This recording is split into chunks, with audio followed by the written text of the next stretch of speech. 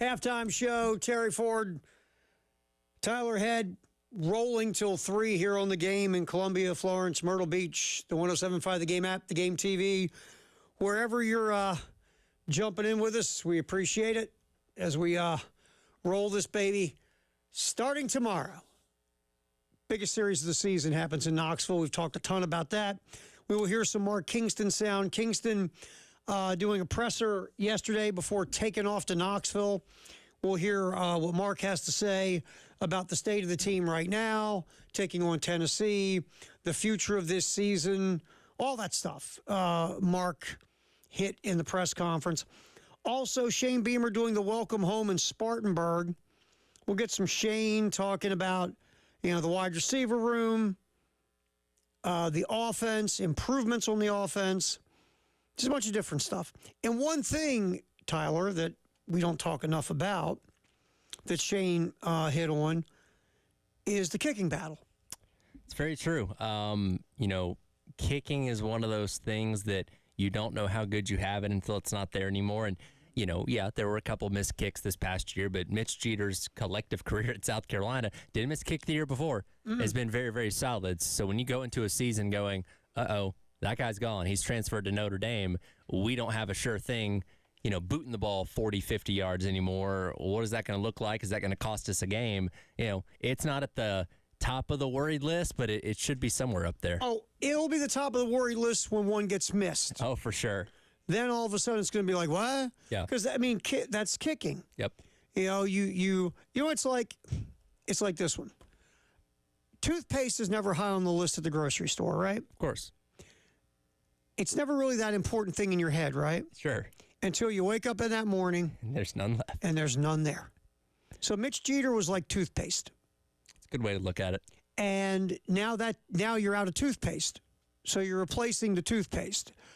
And let's say that flavor has been discontinued at the grocery store that you loved, your go-to. Mm-hmm. Now you're going to try a new brand. Don't know if you're going to like it. Hope it's as good as the other one. Just saying. Alex Herrera, again, you don't take anything out of a spring game. He missed a long 50-some yard kick in the spring game. Snap wasn't the greatest. I believe the snap or the hold was kind of clunky. But South Carolina's had such a great history of kickers. Sure. That as a fan base, you take for granted, next guy's going to be good. They're always good. Yeah. It's going to be fine. Yeah. So you hope that continues. All I'm saying is Mitch Jeter was money. Well, there's a reason that Mitch Jeter was kicking over Alex Herrera, because he was the better of the two options. So what you're hoping is Alex Herrera can step up and be as good as Mitch Jeter, or at least be better than okay. Yes. Better than okay, I think, is adequate. What's that commercial, okay is not okay? Yeah, something like that. Cell phone or whatever it was, okay is not okay? Sure. Okay is not okay in this instance. Right. And I'm a guy that, look, I would never overpay a kicker. Like, let's go to the NFL right now. You're not going to be the Bucks and draft Aguayo in the third round? Second, third round, right? I'm not doing that. But if I got a kicker that can knock me down a 42-yard field goal in the rain to tie a game with 2 seconds left and the wind is swirling, that guy brings me value. Absolutely. And like in Baltimore, I was lucky. I saw Justin Tucker and Matt Stover, two guys who are fantastic kickers, and they're just Justin Tucker will go down. Maybe he's the greatest kicker in the history of the NFL. He's got he's still got the highest make percentage. Yeah, if he misses something, the whole world stops. I know. It's news when he misses a field goal. It was like Mitch Jeter last year missed a couple. Everybody went, oh, my God, Mitch Jeter missed a field goal. Now, there were some bad snaps that went along with that, so it wasn't necessarily on him putting foot to ball. Right. You always got to look at the whole picture of a kick. But when you have someone who is that consistent to where when they do miss a kick, you go, whoa, what the hell just happened? Yeah. That's the guy you want. And I'm weird about the kicking thing because I know no one cares until you have to care. Until you have to care. Exactly. So I'm hoping Alex Herrera will continue the lineage of kickers at South Carolina, which has been a really good lineage of kickers. And here's the thing. You can go through week number 1. You can beat Old Dominion 49-10 and say, I don't know, Herrera goes 1 for 2 on field goals. And you're like, still won the game or whatever. But you get into week number 2 and suddenly you're driving down the field down down 17 to 19 with 2 minutes to go, and you're setting up for a 43-yarder to win the game. You're like, ooh, I don't know if he's going to make this. Yeah, with Jeter, you didn't even think about it. Right. Right? So that's all I'm saying. I hope it's nothing. I hope it's a big, like my kid would say, nothing burger. Sure. But at the end of the day, the kickers are important. Yes, we take them for granted, but they're important. So Shane talks about the kicking battle. We'll get to that here in a little bit. And Nick Harbor attempting to make the Olympic team. Yes. Which, again, that's why one of the reasons Nick Harbor showed up at South Carolina is because Shane Beamer said, no, we're going to let you go be a real track athlete. That it is the rare exception of letting the, I don't want to say lesser sport, the less publicized sport, in a way, take precedent over football at a certain time of the year. Yeah. I mean, we'll see. Look, if you look at the times, I don't think Harbor makes it this year. I think, again, he's young. Everybody said really 4 years from now is when he should be in his sweet spot as a runner. Sure. Right. I mean, it's just sort of like, I'll give you an example. Michael Phelps' first Olympics, he was 15 years old. Yes. Nobody even knows about that because guess what? He was 15 years old. Yeah. I mean, Nick Harbor right now, I mean, if he goes to Olympic trials, gives it a shot, go get him, man. Sure. I just feel like the Nick Harbor experience for the Olympics is 4 years from now. Yeah. But again, if he wants to go give it a shot, you let him go give it a shot. And that's why he wanted to come to South Carolina, a place that has a rich track program that can get him to that level, develop him. Talk about development a lot with Nick Harbor, also developing on the track, track as well, getting him to be that Olympic caliber runner so we can achieve that dream, in addition to maybe playing in the NFL one day as well. This is part of the deal. It just is. Yes. And we'll see where it goes for Nick Harbor. And look, there might be a time. Well, let's say Nick Harbor, and I don't think it's going to happen this year. But let's say it did. Now you got a whole other conversation you got to deal with. Hey, he's in Paris for 3 weeks while you're getting set for the season. And he's continuing to train to go run in the Olympics. So, again, he would literally focus his entire summer on track, which great for him. And hey, go get the gold medal. That'd be awesome. Again, this is part of the deal you set. And look, I'm not saying this is the only reason that Nick Harbor came to South Carolina. I think they did a great job recruiting him. Those guys, they won that battle. Yeah. And I'm not trying to diminish it at all, but I think one of the reasons they won that battle was they said, Nick, go after your Olympic dream. We'll support you.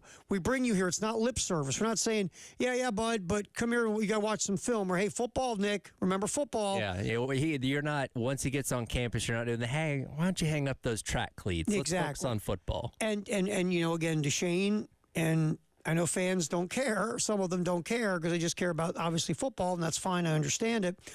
But give Shane credit. That was part of the recruiting, and they have backed it up since he's been here. They said, hey, we made you a promise, man. Go do your Olympic thing. Good luck. But we'll also hear from Shane about that at the Welcome Home in Spartanburg. So that's coming up as well.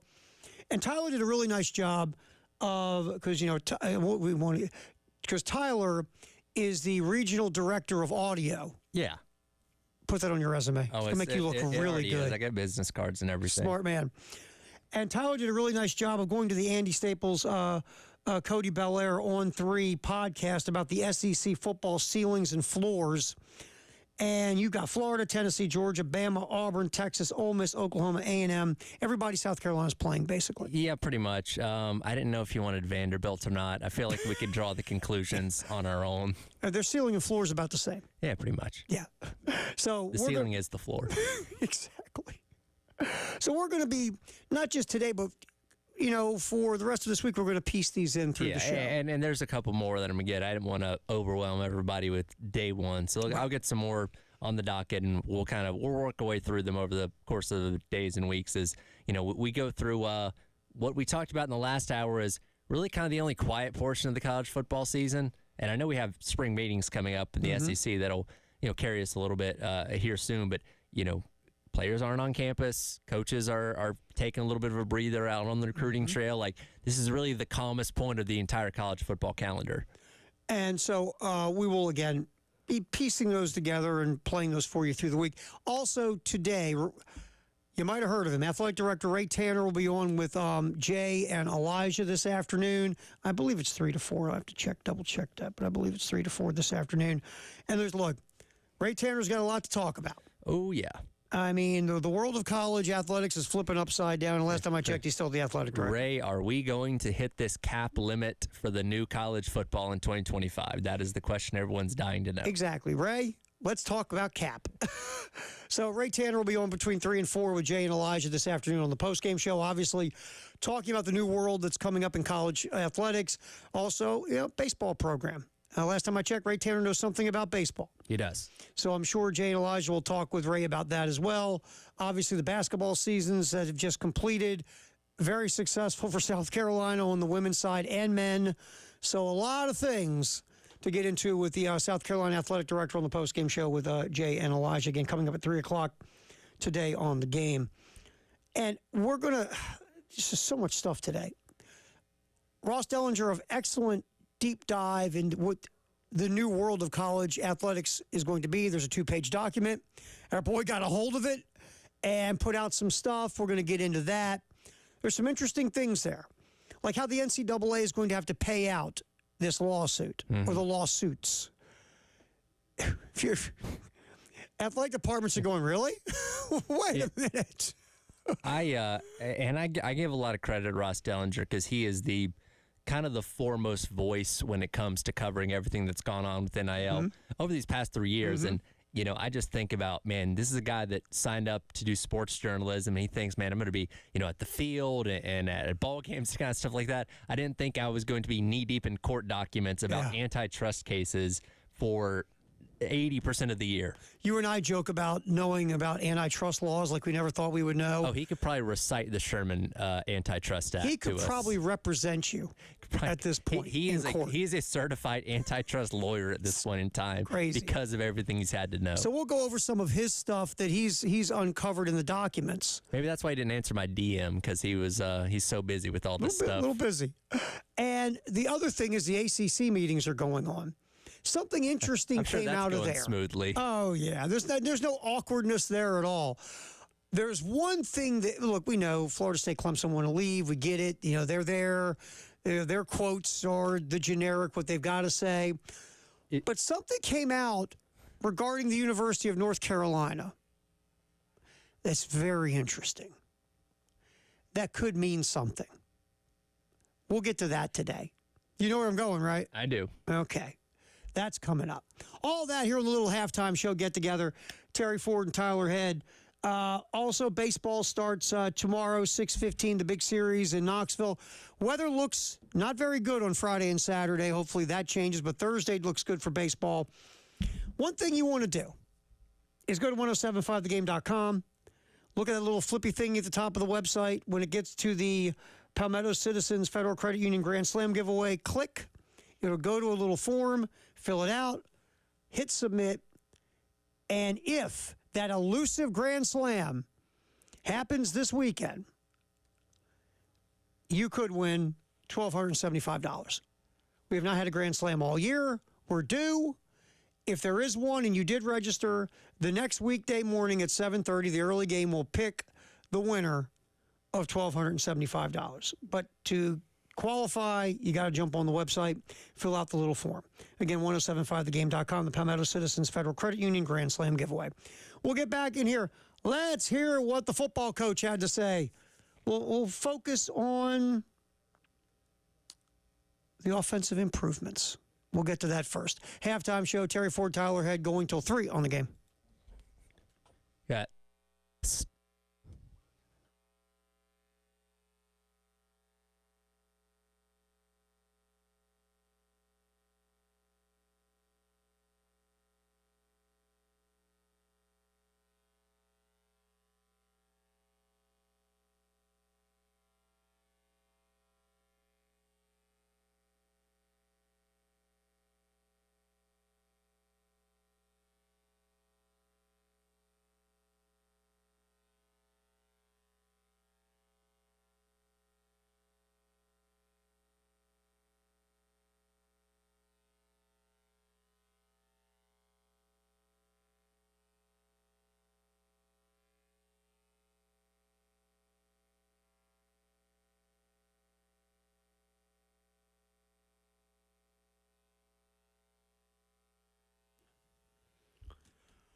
The Nest is at 1331 Gadsden in the Vista. Their number is 803-978-2025. You're saying, yeah, Tara?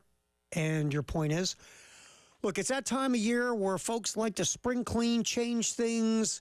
You know, the weather's getting warm and nice, and maybe you're looking at your kitchen and going, I like new appliances. Or maybe you're going to your bathroom, I want to redo the tub, the shower. Or maybe I want new lighting, I want new fixtures. Go to a place where there's over 70 years of experience. That's the Nest. You just call and they will set up an appointment for you to come in, sit down, you tell your wants and needs and your vision and your budget, and they will make it happen within your budget. They will take you around the showroom. The place is phenomenal, by the way. They'll take you around, show you all the different options for yourself, and again, within your budget. That's what they do at the Nest, 1331 Gadsden. Again, call 803-978-2025. Make your dreams come true with the Nest.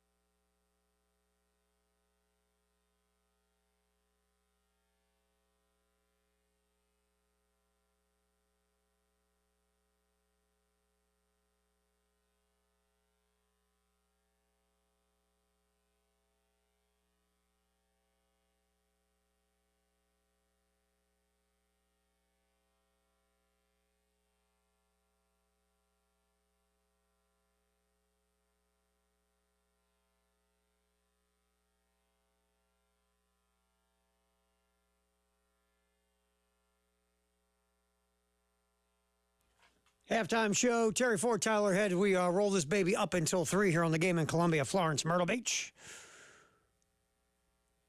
Shane Beamer. Shane's welcome home game.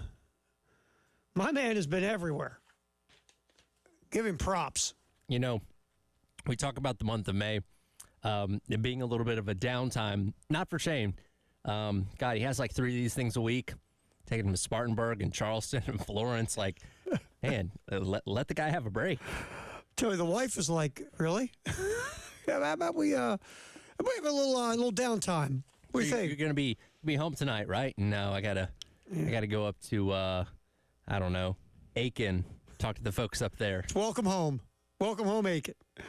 All right, so Shane and his Welcome Home Spartanburg get together. Let's start off with him talking about the offense this year. You got a new starting quarterback, no matter who it is. We figure it's going to be Lenore Sellers. Right now it is. You got a new starting quarterback, new starting running back. You're going to have new starting wide receivers. You're going to have maybe new starters on the offensive line, at least one. So a lot of new everywhere. So here's Shane talking about what he hopes are offensive improvements for his squad going into 2024. Yeah, it'll be so different this year because our personnel is different. Quarterback-wise, we go from, Spencer Rattler to a 240-pound quarterback, or Robbie Ashford, our other quarterback, is 235 pounds. Bigger quarterbacks, new running backs. We don't have Xavier Legette anymore. We've got receivers that have a different skill set than what Xavier has. So it'll be different from that standpoint. So that's what spring practice is for. We've added 2 transfer receivers since the end of spring practice. Get them in here in a couple weeks and see how they can help us. And as you do every year, you want to put your offense together, defense, special teams, based on the personnel you have and what their skill sets are. But hopefully, more important than anything, we can stay healthier than what we did last year. And then be able, at the end of the day, we need to be able to run the ball more effectively than what we have. Not just last year, but since I've been the head coach. And that's been very disappointing. We haven't been as efficient running the ball the last 3 seasons as we need to be, and we need to be better there, and that's where it all starts. Again, it's going to be different. I mean, Spencer Rattler's skill set, Lenore Sellers' skill set, obviously a lot different. You don't have Xavier Legette.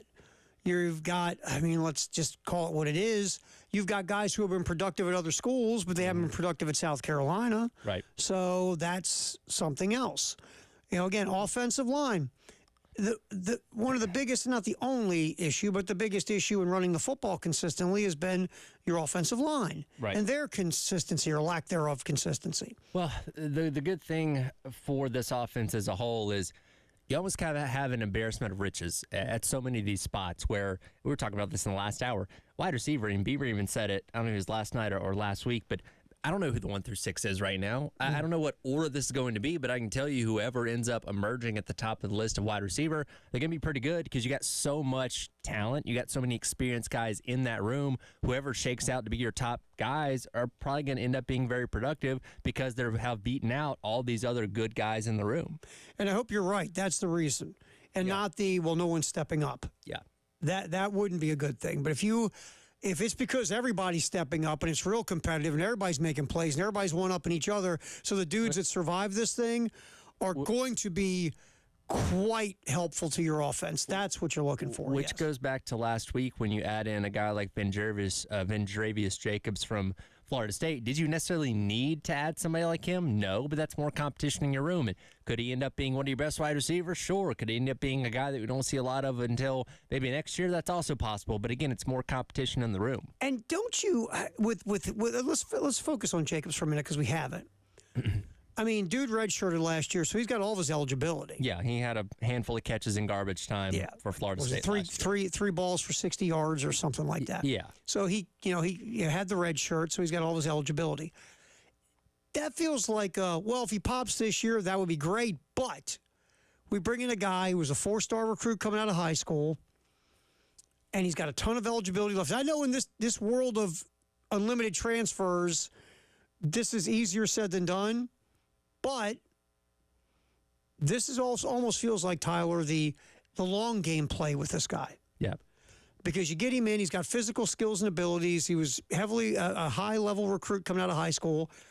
And you can have him work this year and develop this year. And if he doesn't pop this year because of all your numbers, you might have something in 2025 with this guy. Right. I think he's very interesting under the radar kind of pull. Assuming he sticks around, because that's what I was going to say. Easier said than done anymore. Today. But right. And if he comes in here like Mike Fury and can look at Larvadain and Bruce and all these guys saying, all right, I may not jump in and contribute right away, but if I stay here for another couple of years, I can get to that point and be one of those featured guys in 25, maybe 26, and that because everybody's trying to get to the league, obviously. And if you have a wide receiver coach that's gone the route that Furry has and says, hey, I can get you to the league if you stick around with me for a couple of years, maybe that can be enticing enough for Jacobs if he doesn't end up being, one of the high-level producers this fall. And maybe he sees that. Maybe he sees the long play, too. It's like, all right, this year I'll get in. They got a bunch of dudes in the room this year. But after this year, there's going to be some serious opportunity for me to show what I got. And they just had a wide receiver go in the first round. Right. They've had, and remember, Debo went in the second round. Right. So it's there for you. And maybe that's part of his thinking. But I think Jacobs is very interesting. We just haven't focused enough on what that could possibly be. Mm-hmm. Because, again, you got a lot of numbers of guys who are veterans. They got more production. They got more of a resume. But this is a guy that might be, 2025. But, again, if you keep him, if he stays around. Right. It's always the thing now. All right, Shane also brought up Nick Harbor attempting to make the Olympic team. And here's cut 23 talking about Harbor. Yeah, no, it would be really, really cool for our university, for our football program, for our track program, but more importantly for Nick. I know how passionate he is about how passionate he is about track. He's a great young man, so humble as well. So I'm hoping it happens. Now, it wouldn't be great from a football standpoint because of the amount of time that he would miss with football. But he and I have talked about it. We met in my office at the end of spring practice, and I told him that, man, if you could get a chance to run in the Olympics, that is like so cool and something that would be really, really awesome for him and our entire university. Yeah, it would be great for Nick, great for the university. Not so great for the football program, at least in the short term. It's one of those things that I think, not that that's an L, but that's a step back because, like you said, he would have to focus his entire summer on the Olympics and training and all that kind of stuff to where he's literally not worrying about football until he returns in early August, mid-August, whenever the Olympics end up ending, which is less than ideal for a guy that, again, did need some development this offseason. But again, I think that's something you'd be more than willing to have to accept if you get there, if he's that far along in his track career to be able to go to the Olympics this year. It's one of those, okay, you take one for the greater good. Sure. Right? Sure. And here's the other part. If he does make the Olympics, what does that mean moving forward? Something else you got to think about. Very true. All right. We'll get back in here, switch over to baseball. Coach Kingston, his presser, his pre-Knoxville trip presser that Mark did yesterday, talking about a variety of things with the baseball team going into Knoxville. And we'll hear about basically the team's mentality after losing 3 to Georgia over the weekend in a big series. That's next. It's a halftime show. Terry Ford, Tyler Head rolling up until 3 here on A Game.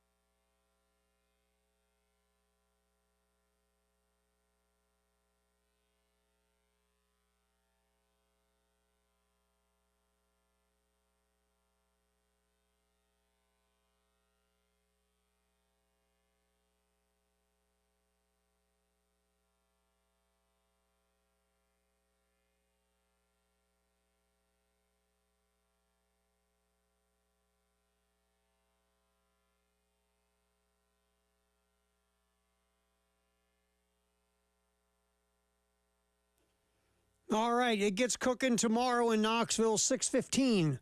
Our coverage begins here on the game in Columbia and also in Myrtle Beach. South Carolina, Tennessee.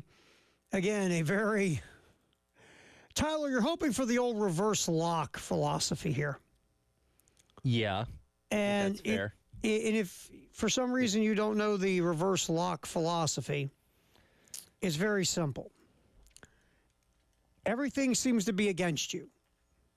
Tennessee's 31-3 at home. Tennessee hasn't lost an SEC series at home all year. Tennessee's won 8 straight SEC games at home. Not making me feel better about this. Tennessee's number 1 ranked team in the country in D1 baseball.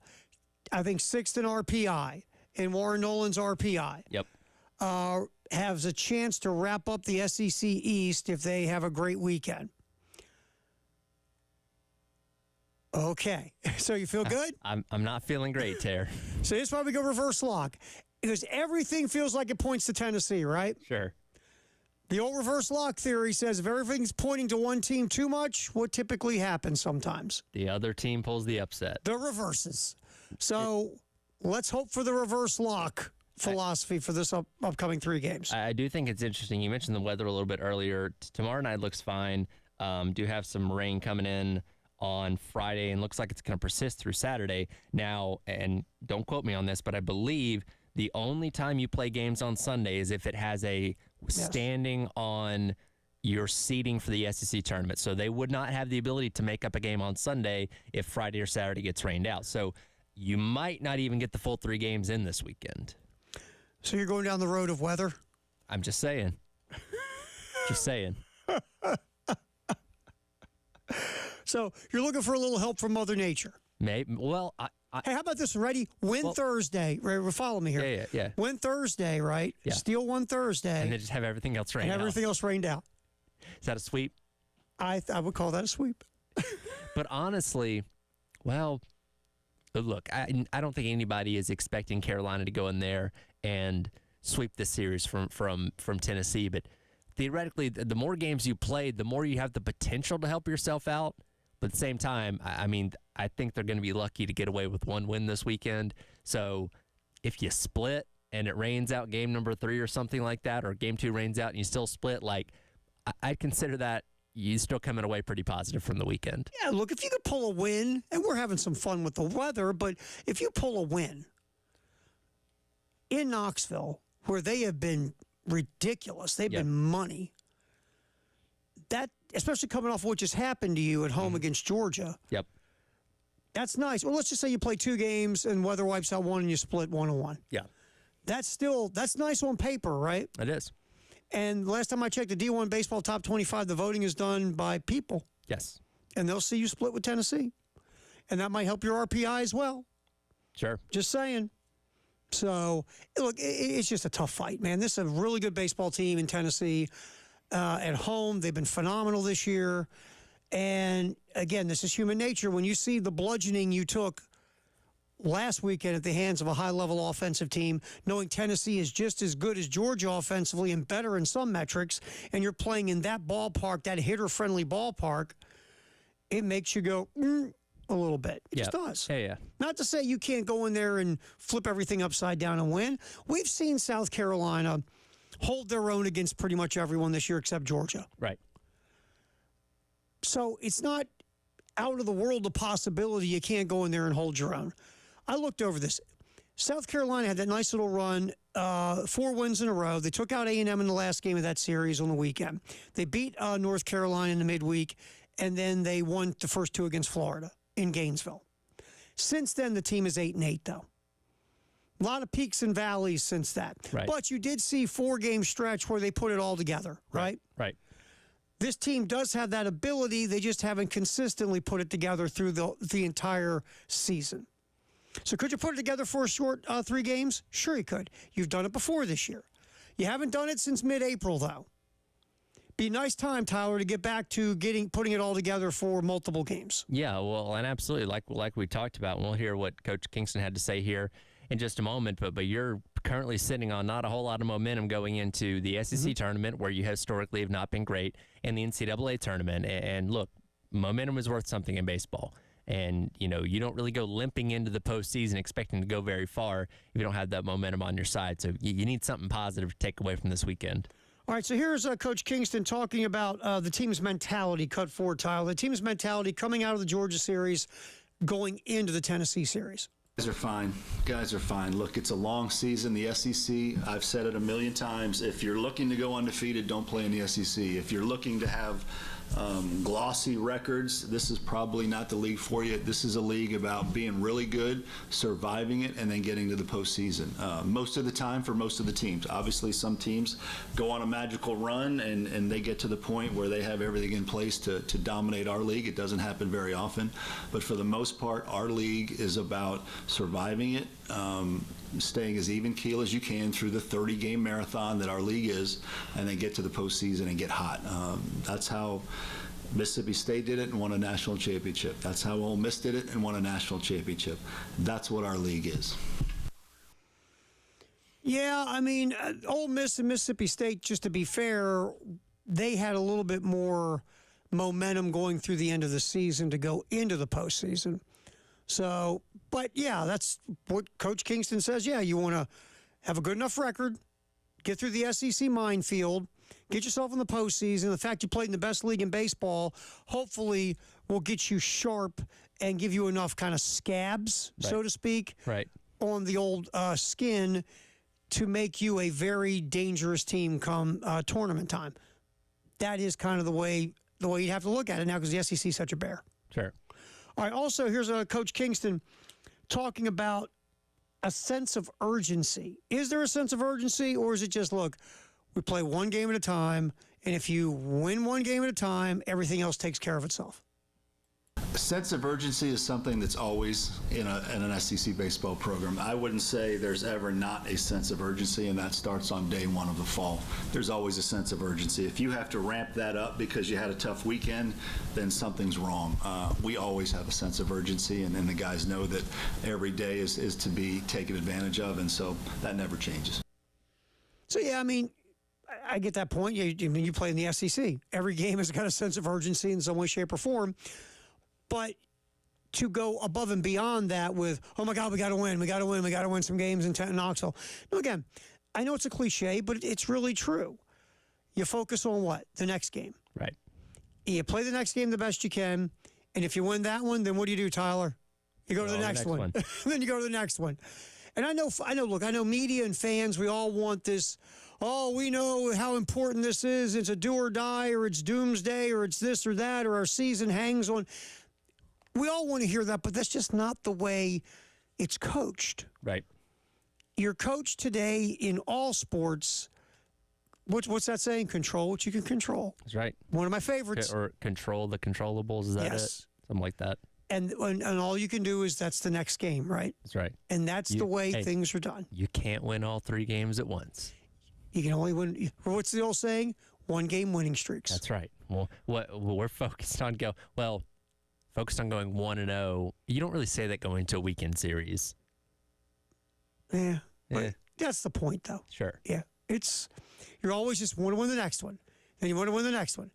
Want to win the next one. And that's what you want to do. We'll get some more Coach Kingston through the show today. We'll get back in here, though. Firehouse sub text of the hour at 803-404-6100. And also, we've popped up 1075 The Game Twitter X poll we'll get to as well. Halftime show with Terry Ford and Tyler Head. We're just hanging out here, yapping sports till 3 on the game.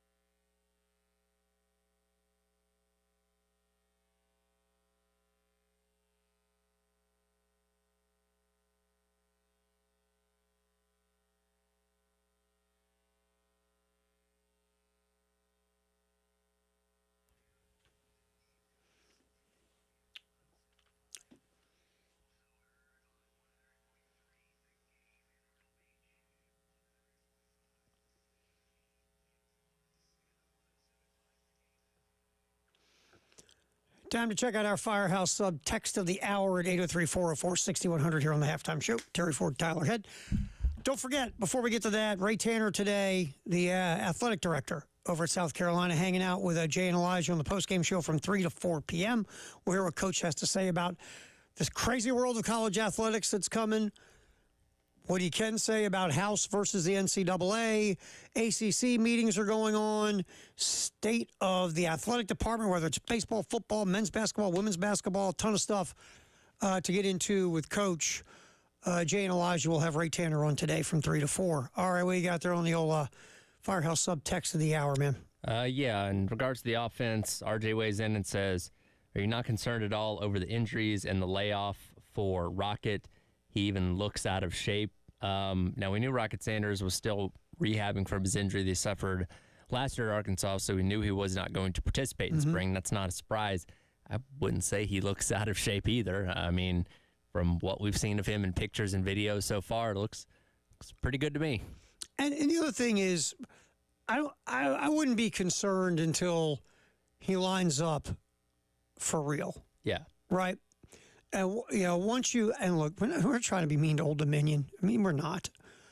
But until he lines up against Kentucky, and we see how he plays against an SEC opponent on the road, against a team that, their head coach is a defensive coordinator who values defense. That's when we see. But I'm not concerned. Obviously, you want a healthy Rocket Sanders because you know how good he is, right? Right. So what I see in, him standing on the sideline or him in videos or him in pictures or whatever, what I care about is when you slap the pads on for real and start playing football. Well, he doesn't need development. He legitimately, when he was healthy, was one of the best running backs in all of the SEC. He's a dude. You let him get back to 100% health, and, if that doesn't happen until the night before you play Old Dominion, that's fine. That's and okay. You know what? If you don't want to play him against Old Dominion, you can beat them without him. Or at least you should be able to make sure he is as healthy as can be, because that's what you got Kentucky and you got LSU right off the pop in SEC play right after that. So if you want to preserve him for another week, that is totally fine with me. And as long as he goes out there and is healthy, he should be a high level producer on this offense. That's what I said. To me, that's why again, no offense to Old Dominion, you care about Rocket Sanders on the field in Lexington. Right. That's what you care about. That's where it's for real. That's when it starts. But RJ, I understand the thought process of, okay, he's got the labrum issue. He's been injured. He didn't play in the spring. He didn't participate in the spring. I get it. The concern, I understand. For me personally, just get on the field against Kentucky, man. Yep. Get this thing going. Then you brought up LSU the next week. And remember, that defense is a lot better according to a lot of people. We'll see. Well, you know what? And we talked about this yesterday. They have the unique matchup of Southern Cal in week number 1. Take the over, by the way. Of the two teams that are going to spend the entire offseason telling us, no, our defense is going to be better. And we're all going, yeah, sure. I believe it when I see it. Right. Now, LSU has the better potential there because any defense Lincoln Riley's been around has been a dumpster fire for his entire head coaching tenure. At least Brian Kelly has a history of good defenses under him in years past at Notre Dame. Even that first year at LSU was much better than it was last year. So I have better hope that LSU's defense is going to improve over Southern Cal's. And Brian Kelly actually has cared about defense over his career. Yeah. Lincoln Riley's like, defense, what's that? Yeah, Lincoln Riley was like, defense is only there so the offense can rest. Put 11 guys out there. I don't know. Figure it out. Yeah, long as we can score 50 or 60, we're going to be okay. So Lincoln Riley has never valued defense, or our boy Alex Grinch had some serious blackmail pictures. You know what? I feel like the pictures were found by Lincoln Riley. He burned them, and then he's like, okay, now I can fire you. I can finally get rid of you. Because...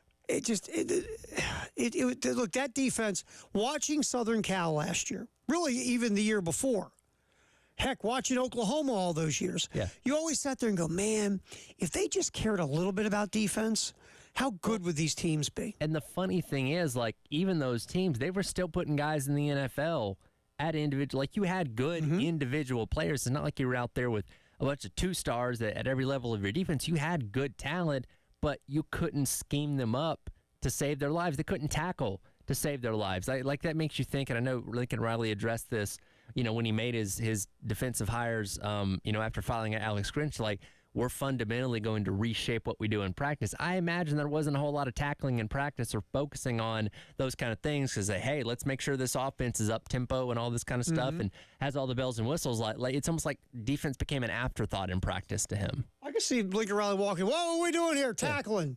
What are we tackling people for? What are we doing here? Exactly. Like, hey, now, don't be tackling my starting wide receiver.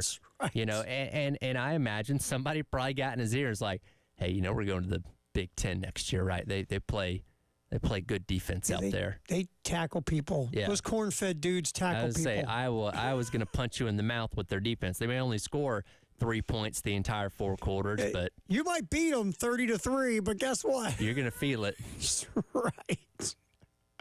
So going back to the original text, look, RJ, I get you being concerned because we haven't seen Sanders, but the thought process always, he wasn't going to play in the spring, wasn't going to play in the spring game. The hope was he'd be ready to go in summer camp. And again, if you have to slow play him in summer camp, that's fine too. The goal is take the field in Lexington, Kentucky, and be ready to play football in the SEC. Yes. Very simple. We appreciate the text, like always, at 803-404-6100. And we fire these babies up with our Firehouse text of the hour each and every hour. All right, 1 o'clock, we'll have football. And we will get into, and this is going to be everything is going to be a couple-day process because there's so much stuff here. But we are going to talk about Ross Dellinger's piece on the NCAA and what the kind of like the game plan is going to be. And here's just a little piece of this. The settlement between the NCAA, and it's not, House is the big one, right? Yep. But also another Hubbard versus the NCAA, and also Carter versus the NCAA. They're all antitrust. Yes. And before it's all said and done, the final stages of this will consist of 3 main concepts: billions in back damages, a new compensation model permitting schools to share as much as $22 million annually with athletes in a cap system, and an overhaul of the NCAA scholarship and roster structure. We'll leave you with this one. Think about this. If the NCAA doesn't settle this, and let's say they go to court and lose, they could face 20 billion in back damages. That's a lot. That screams bankruptcy. All right, football in the 1 o'clock hour. Also hear from Shane at the Welcome Home Spartanburg. That's coming up next. Terry Ford, Tyler Head till 3 on the game in Columbia, Florence, and Myrtle Beach.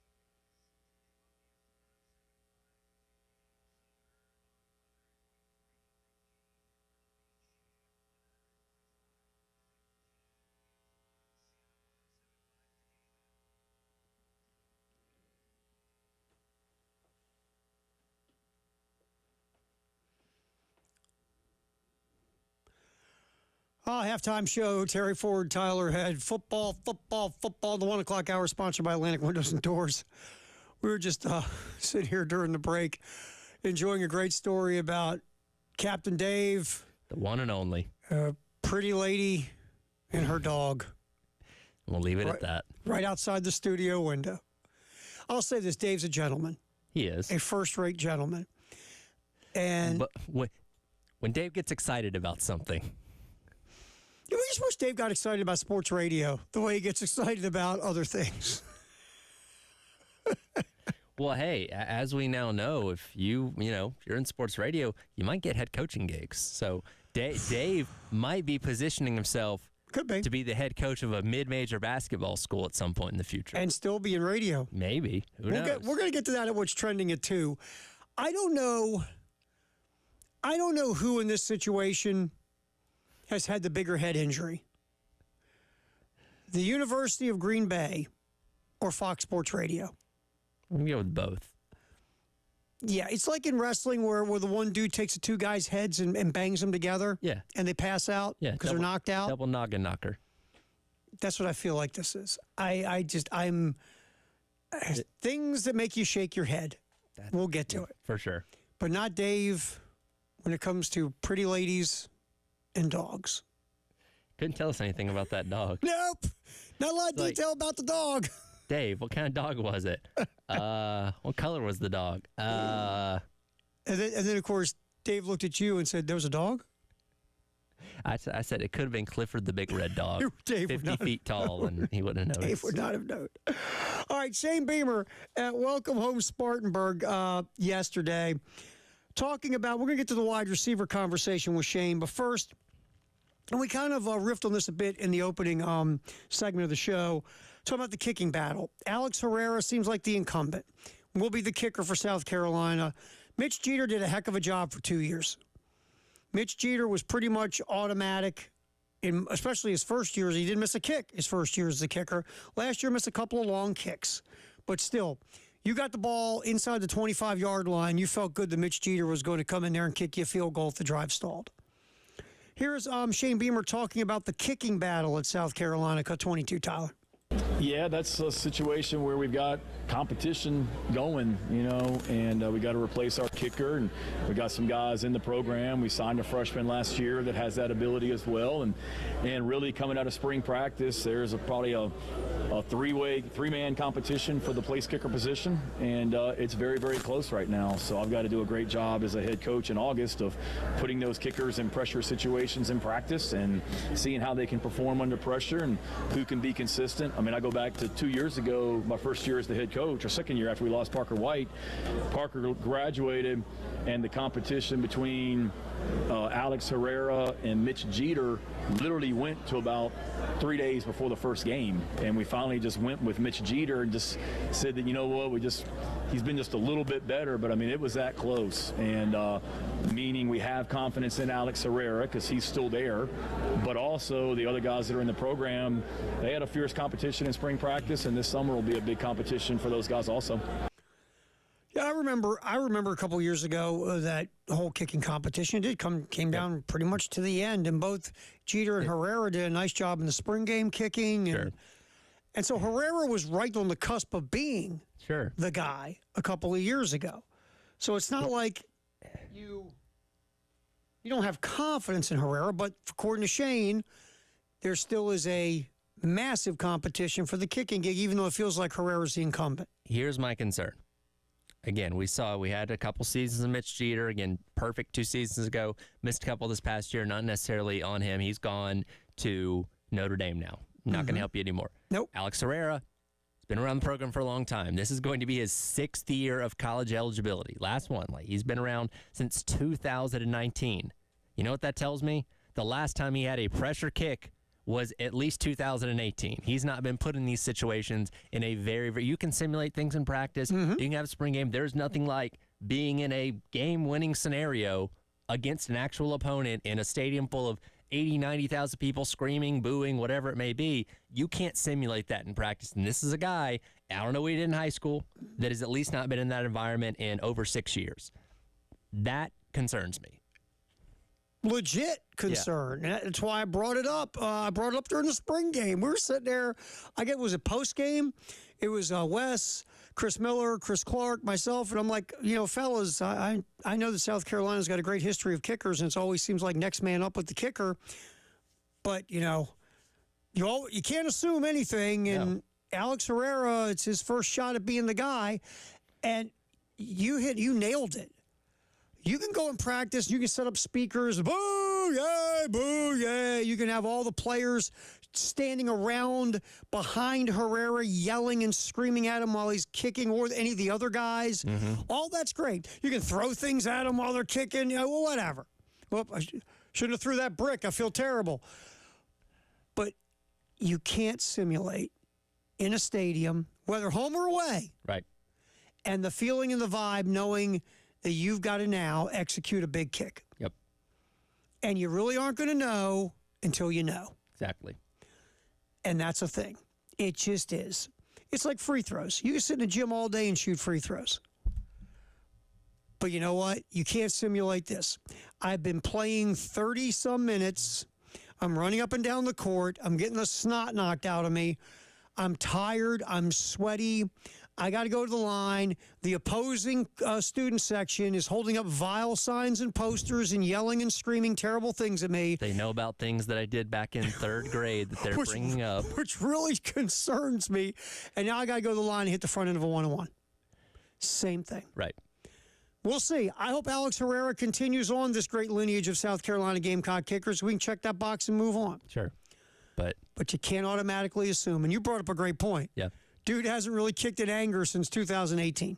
Since he's been here, he has attempted 4 extra points, made all 4 of them. That's great.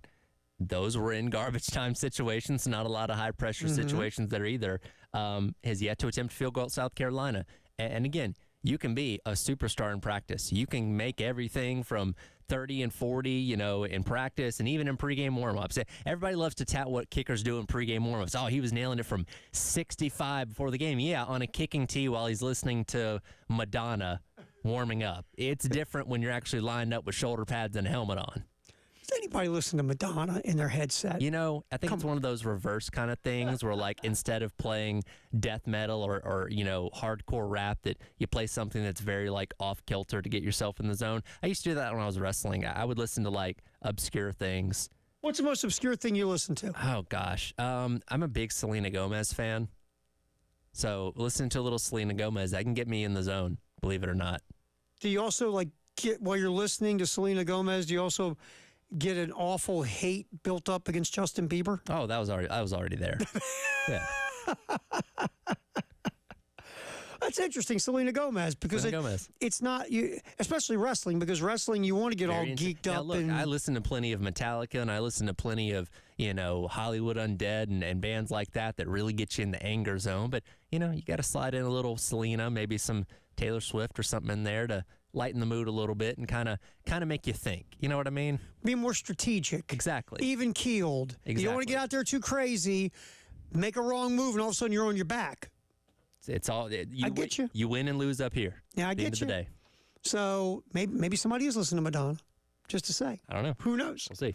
So that's the thing with the kicking. Look, again, we hope that it just continues on being what it usually is at South Carolina, where as a kicker who is fantastic and reliable, and it's all good. But it is something we just wanted to point out, that you're gonna have new blood in there. Yeah, and again, this is the battle that's not going to be nearly as publicized as what's going on with the quarterback, what's going to happen with wide receiver, all these position groups, who's going to be the second cornerback opposite O.D. Fortune. You're not going to think about this until you get into that scenario of, oh, crap, Herrera's going for a game-winning field goal, and he hasn't been in this situation before. He goes out there in his first field goal, he shanks left or right. It's like, ooh. And you're going, ooh. Oh, that was a 30-yarder. Straight down the middle. Right. Wait a minute. Is this a problem? So we're hoping that none of that is going to happen, but this is something to keep an eyeball on as you move forward. All right, wide receiver room, obviously we're keeping an eyeball on that as well. Shane Beamer at Welcome Home Spartanburg yesterday talking about Mike Furry, the brand new wide receiver coach, talking about Coach Furry's positive impact on the wide receiver room so far. Oh man, it's awesome. Just driving up here today, I was calling a lot of high school coaches up here in the upstate particularly that he had been in their schools last week, and they're all talking about how awesome he's been just recruiting their schools. And he's just got an edge to him.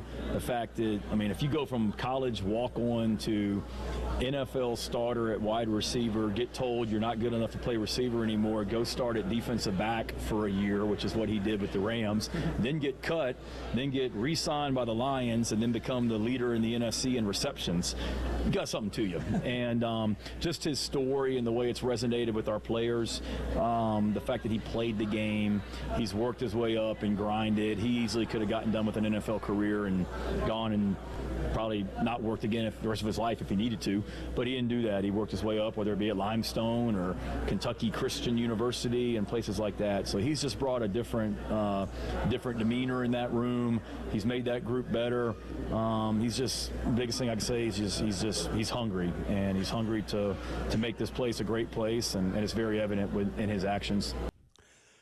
I mean, we've heard about him on the recruiting trail. He's been like a maniac. Sure. And there's been some offers for some guys, and he's looking all over the country for the best guys, the guys that best fit what they want to do at South Carolina or the culture or whatever the case. So, Furry's out there.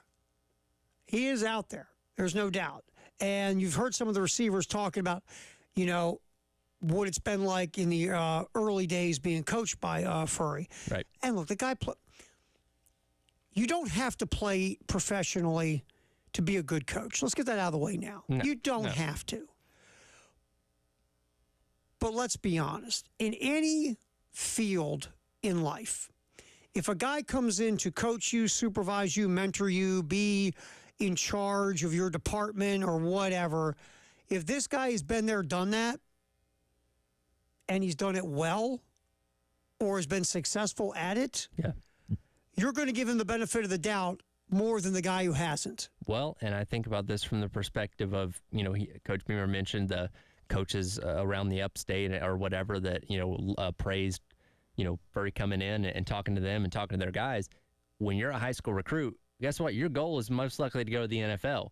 Here is a coach that went there and, again, was the leading receptions leader in all the NFC back in 2006. Being teammates with Megatron, of all people. You know what I mean? Like, this guy has been to the top of the mountain. He knows what it takes to get there. And I would certainly want to develop under that guy, learn under that guy, soak in everything that I could, because I want to be that guy too. And think, dude, he grinded his way there. Oh, yeah. This wasn't a five-star recruit out of high school who went out there and was given a starting job at a power conference school who, the trail was blazed easy for him. Right. This guy started at Ohio State, walked on there, left, moved on, went down a level, made his bones, grinded his way into being a starter in the NFL. That's a story. That's a worker. So very interesting thoughts on Coach Furry by Shane Beamer. We will continue to hear Shane's comments about the offense at wide receiver, the freshman Mazio Bennett. We got that coming up in football here in the 1 o'clock hour, sponsored by Atlantic Windows and Doors. We're rolling up until 3, the halftime show with Terry Ford and Tyler Head here on The Game.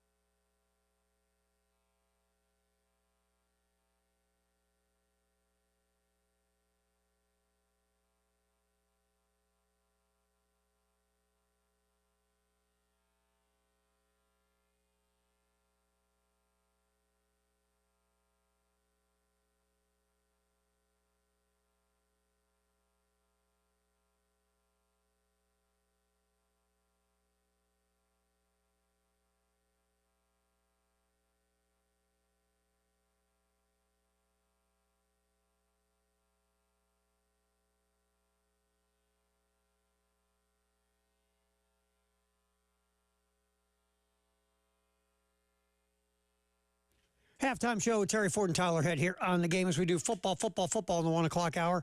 Sponsored by Atlantic Windows and Doors. We're going to get to this Ross Dellinger deal. Interesting post, Yahoo, about what it's going to look like when the new world starts in college athletics. Can we call it the New World Order? Is that too much? Only if you got the Hulk. Well, you can't have Macho Man. Well, he wasn't part of it. They beat him up. But if you got, okay, it was Hulkster. No. So help me with the New World Order. Right. I'm blanking. So when Hulkster joined, because it was originally the Outsiders. You had Kevin Nash, you had Scott Hall that came over from WWE. They were attacking Macho Man at Bash of the Beach 96. Hulk comes out. People are thinking, oh, he's here to save the day. He then attacks Macho Man, and that's when the NWO was formed. And can I tell you something? I love the NWO. Oh, yeah. Were you an NWO guy? Well, I was. Well, you were what, 2? I was like, was I even born? You might not have been born. I think Bash of the Beach was probably maybe a month after I was born. You know what? So I learned about a lot of it after the fact. By the way, Dennis Rodman, a member of the NWO, famously skipped practice for the NBA Finals to go hang out on WCW Nitro. It's a great part of that 30 for 30. Oh, that's fantastic. That's so Dennis Rodman. Oh, it was. But I love the NWO. I love Hulkster as a heel. I love when they beat the snot out of Savage in the ring. It was beautiful. Now, beautiful. As we learned years later, Hulk Hogan likes to control power and things, and ultimately led to the demise of WCW. That's the reason why it catered in 2000. But, you know, the NWO was cool for a while. I liked it. I like me some NWO. I mean, I always liked it. Those kind of heels. I loved it. Like I dug the whole Degeneration X thing. Oh, sure. I was all about that. But anyway. Hey, we all got in trouble for that gesture in school. Yeah, buddy. People got in trouble for it, not just in school. Anthony Edwards is doing it on the court in the NBA playoffs. All right, so we'll get to this post from Ross. I'll give you another little quick one about this. Because basically, Dellinger got a chance to look at the document, the 2-page document that kind of outlines where this is going to go moving forward if there is a settlement. And if there is a settlement, this is interesting. The settlement amount, it looks like would be $2.776 billion, or basically $2.77 billion. For the projected numbers, that's a steal. Yeah, when you're looking at maybe getting worked for over $20 billion, if you can settle for a little under $3 billion, that's a win. Absolutely. So the NCAA will be responsible for paying that amount over a 10-year period. Just like they're going to finance it. Sure. 10 years, 270. They'll go to SoFi. 10 years, $277 million. Basically, is what's going to get paid, and that's $277 annually. About 60% of that will come from a reduction in distribution to its schools. Yes. Let me repeat that. 60% will be a reduction in distribution to its schools. The NCAA is responsible for closing the 40% gap through other means, such as reserves, other net incomes, and a significant reduction in operating expenses, maybe as much as $18 million annually. The school distribution will be reduced by about 1/5 over that decade period of the settlement, about $160 million a year. The NCAA distributes more than $700 million to its members, most from ticket sales and TV rights agreements of the men's NCAA tournament. Yep. Basically, power leagues are anticipating a reduction of $1 to $2 million per year in distribution. Now, that tab will be significantly larger, and the time frame will be shorter with a loss in court. Right. Another reason you can't go to court and you have to settle. Right. Which again, they see the writing on the wall. They know they're going to lose, like they've lost every other court case. Like, all right, how can we mitigate this damage as much as possible? The estimate of $20 billion in damages will likely be payable immediately. Think about that. You can't finance the $20 billion. No. Immediately would be have to be paid. And bankruptcy feels like where that would go next, because the NCAA can't scratch a $20 billion check. I will get to more of this through the hour. I just want to get you some of the premise of this document. All right, back to Shane Beamer. Welcome home, Spartanburg, focusing on the wide receivers. Here's Shane's comments, Cut 19, Tyler, about, look, there's a bunch of new wideouts in the room. Here's Shane Beamer's thoughts on the new wide receivers at Carolina. Added depth for one. Guys that have, with Dale Vaughn, he's a guy that has played a lot of football, been very productive as a player. We were looking after spring practice to try to add a little bit more size to that room. He's a big receiver as well, and he'll certainly help us there. And just being a veteran guy. And then with Vandravius, he's a guy that highly recruited to come out of high school, and he can run, and that's what we like. He's still young, like the fact that he's still got 4 more years of college as well, and really all we know about him right now is talking to high school coaches, talking to their coaches where they came from, spending time with them when they came in on a visit, watching their tape that they had going into this season. But we'll find out even more about them once they get on campus. But 2 great young men that really enjoyed visiting with when they were here on visits, and excited about how they can just continue to add to the overall depth and competition in that receiver room. You got a lot of different guys. Now you have you have Campbell, the 6'4" guy. You have a lot of dudes between like 5'10" and 6 foot. Yep. You got, again, a lot of guys with similar type skill sets of yak yard guys or slot guys, even though Larvadain, we know, played probably 50-50 wide slot. But now you have Campbell. You've added something maybe with some future with Jacobs. So it's going to be very interesting how this whole wide receiver position plays out. One guy we heard a lot about in the spring and saw him catch a ball or two in the spring game, the freshman Mazio Bennett, the 4-star wideout. Here is Shane talking about Bennett. Yeah, absolutely. He certainly was very productive at Greenville for Coach Porter there, and fortunate to have he and Blake Franks both from there. But both of those guys went through spring practice for us.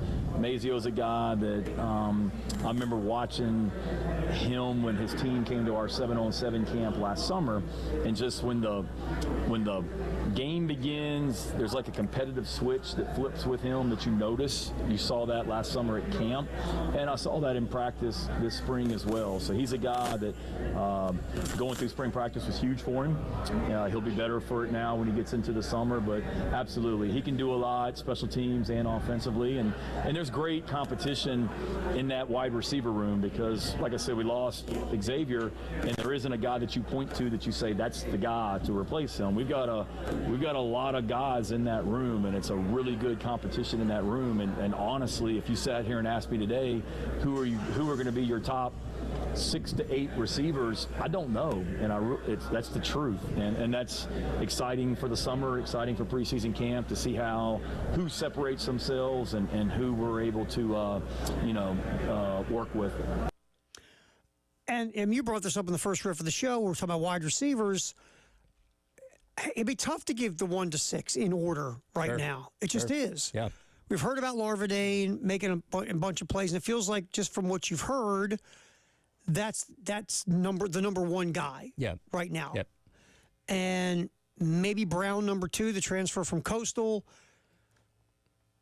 But it's tough to try to figure this out right now, Tyler, and they've got a whole summer to shake out who the guys are going to be. And look, it could be, okay, you 3 are the starters, right? The 2 wides in the slot.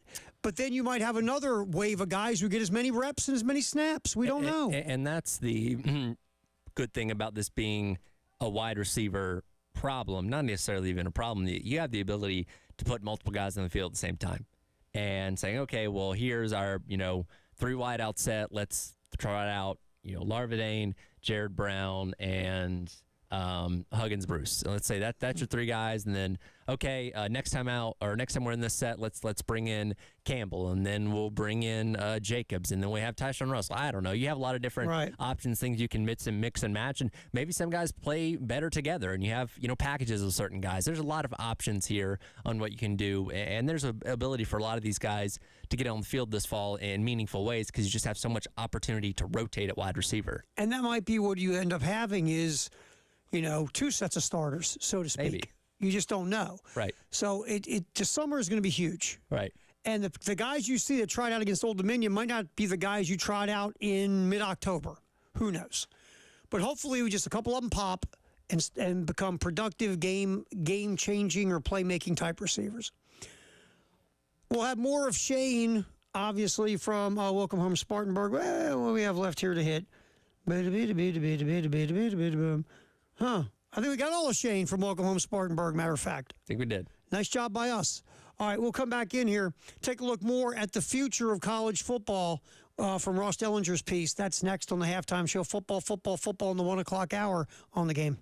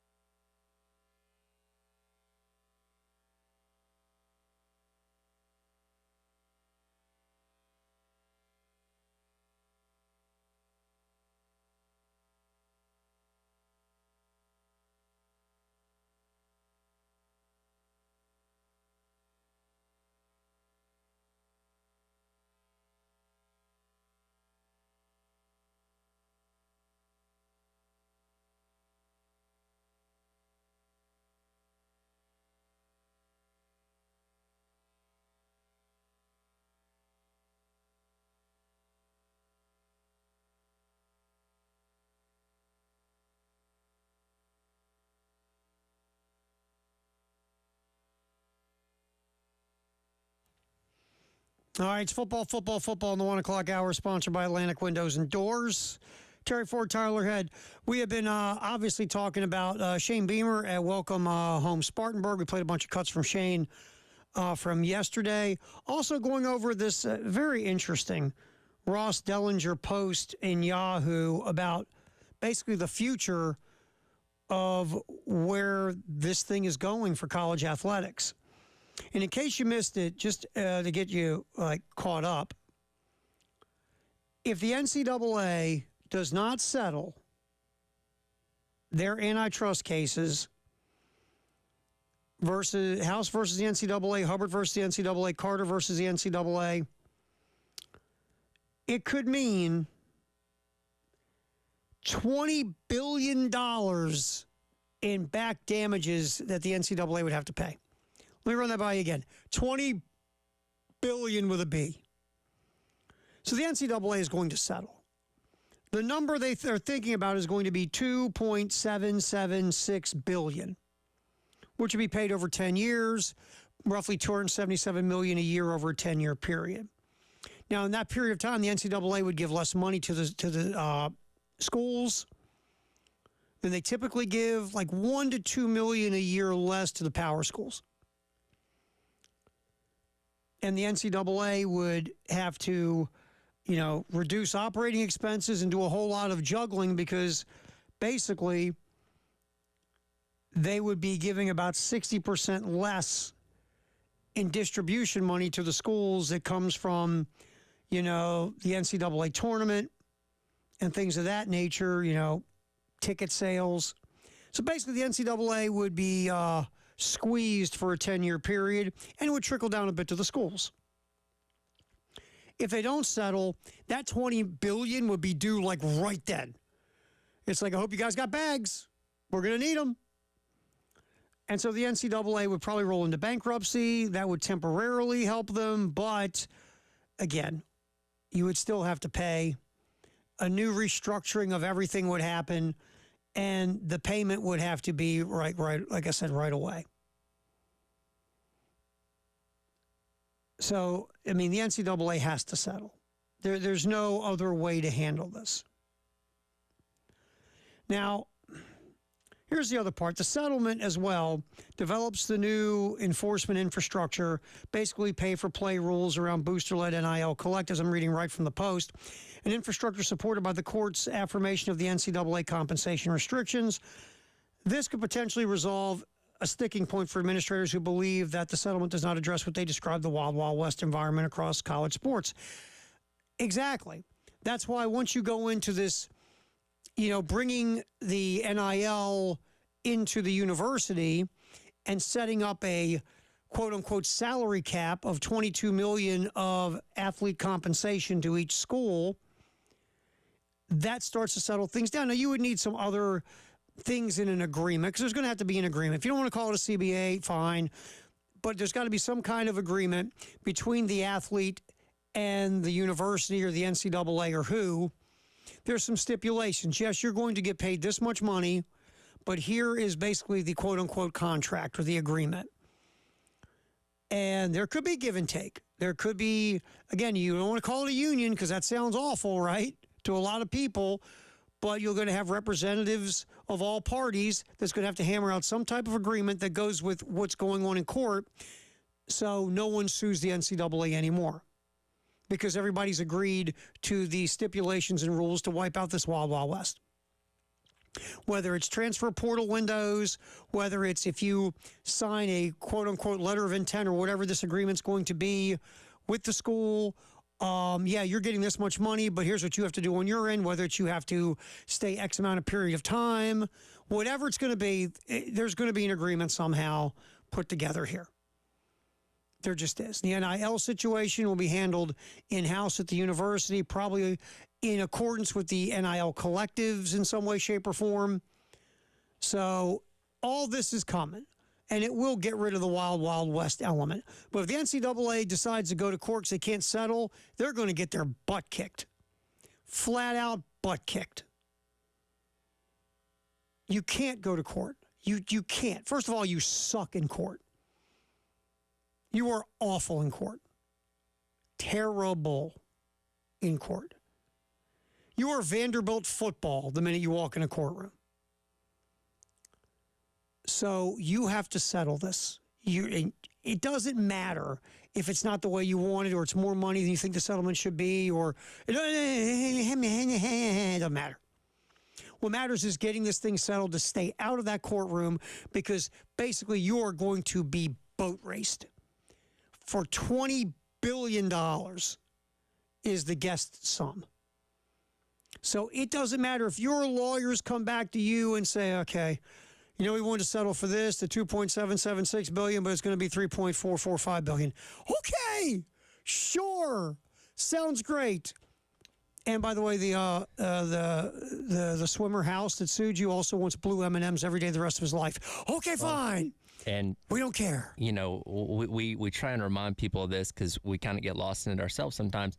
The NCAA is its member institutions. They're the ones that are paying this back. This whole $30 million, like, again, 33% of that's going to paying this money back to these athletes from all those years of NIL neglect, we'll call it. If you're angry, if you're a school and you're angry that you would lose the distribution money you're getting from the NCAA over a 10-year period, it wouldn't be the same.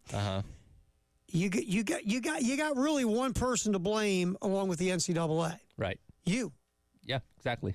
Because you're part of this mess that has been fighting all of this forever, because you wanted to be greedy and keep everything that was going your way, right? It's one of those things that I have to imagine the powers that be, the men in suits that sit at the top of the NCAA had to have looked around for so many years like, we were still getting away with this? They have not caught on yet. Yeah, and you had two choices. You had the choice of, we have to put a plan in place in case these goobers ever understand that we've been breaking antitrust laws forever. Right. Or we just keep going and keep shoveling money in the bank until they catch us. Exactly. What is that, the old saying, ask for forgiveness, not permission? Something like that? Something like that. I can't remember the exact quote. Me either. Because when I was younger, I never asked for permission. I'd rather beg for forgiveness than ask for permission. That's what it is. What it is. And that's what the NCAA's been doing. Yes. But guess what? You're not getting your forgiveness is a almost $3 billion settlement. Pretty much. Which again, got off better than we thought you would. Yeah. So that's what, according to Ross Dellinger, that's the documents that are kind of floating around the ACC meetings. By the way, we're going to get to that in a couple of minutes. First, I do want to play one of Tyler's polls he did from the Andy Staples, Cody Belair on 3 podcast about SEC ceilings and floors. Let's go to the Tennessee one, Tyler. It's cut 9, the ceiling and floor on the Volunteers for the upcoming football season, according to Andy and Cody. To Knoxville, Tennessee. Very intriguing team. And this is one where Tennessee's one of these, Ole Miss is one of these, Cody. I explain to people, as divisions go away in these various leagues, like in the Big Ten and the SEC, they're going away this year. Schedule draw means a lot. Absolutely. 100%. Tennessee's schedule draw is not Georgia's schedule draw. It is not Florida's schedule draw. It is much closer to Ole Miss's schedule draw. And therefore, I am making Tennessee's ceiling a playoff berth. Wow. Which I don't think that's too crazy of a thing to throw out there, because this is an expanded playoff where you're not saying, okay, well, that means that Tennessee's got to win the SEC. Or that means Tennessee's got to go 11-1, with that one loss being to Georgia or something like that. And, or something along those lines. Like, you can be 10-2 and make the college football playoff. And if those two losses are Georgia and Alabama, then Tennessee's still in pretty good shape. How many starts does that quarterback have, our boy Nico? 1 in the bowl game. Mm-hmm. Yeah, exactly. But it was against Iowa. Mm-hmm. Without some players, though. Iowa's defense had some guys opting out and had some injuries. Did Cooper DeJean play in that game? Cooper DeJean did not play in that game because, remember, he got hurt. But people of Knoxville still very excited. Before I would go that giddy, and I understand. You're going by schedule. I get it. Before you go that giddy, let's see Nico play some SEC games. Sure. Let's see how the Tennessee defense plays this year, because we figure if Nico can be somewhere between the last 2 quarterbacks, he should be solid in that Josh Heupel offense. All right, but again, the schedule is Chattanooga. That should be a W. Look, NC State's not easy, man. Just saying. We'll get more into this on the other side and also the ACC meetings next here on the Halftime Show.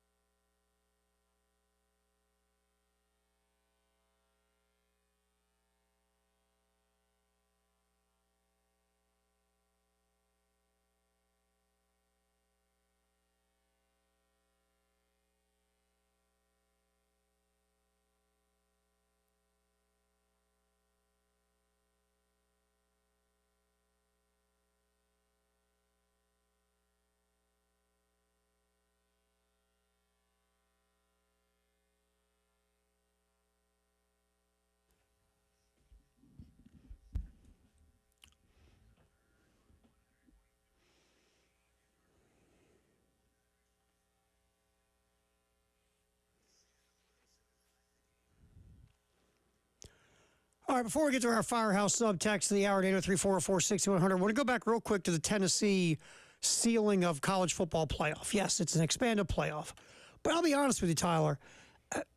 They have to go to Norman, Oklahoma to the Volunteers. They also, they get Alabama and Knoxville. And really, that's the big question mark because we just don't know. Right. But guess what? Last time I checked, Alabama still has a lot of 5 stars. They do. And their quarterback is coming back. Yes, he is. You got to go to Athens. Ready? L. Let's get that out of the way now. Yes. Forget probably. That's an L. I see the swing game is Alabama. I think you lose in Norman and you lose in Athens. We'll see who Alabama is. Yep. And by that time of the year, it's October 19th, Third Saturday. we will know kind of what Alabama is. Right. If you can win that game and you're 10-2, I can see college football playoff coming out of the SEC. Sure. You lose that game 9-3, no, it's not happening. Now, NC State won't be easy because they grind you into dirt, even though they might not be the most talented squad in the world. They always bring it. What other games could you lose? You're on the road to Arkansas. That should be a W because, look, I love Uncle Sam. I just don't see it. And they're at Vandy, in Athens, in Fayetteville, in Norman. They've got 4 road games, a neutral site game with NC State.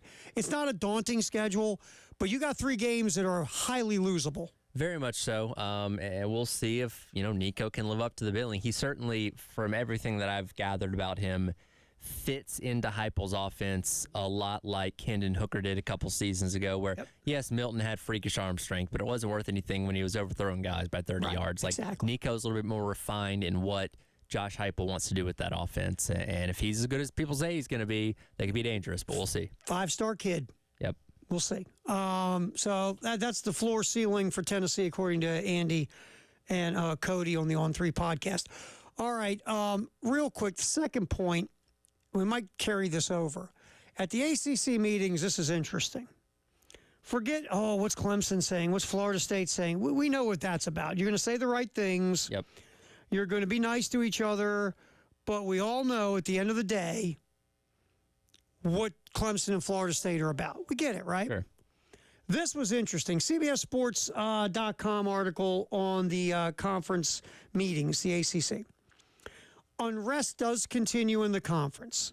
North Carolina trustees this week voiced frustration with the widening revenue gap between the ACC and the Big Ten and the SEC. Openly criticized longtime athletics director Bubba Cunningham on Monday for an expected $17 million deficit in the school's athletics budget.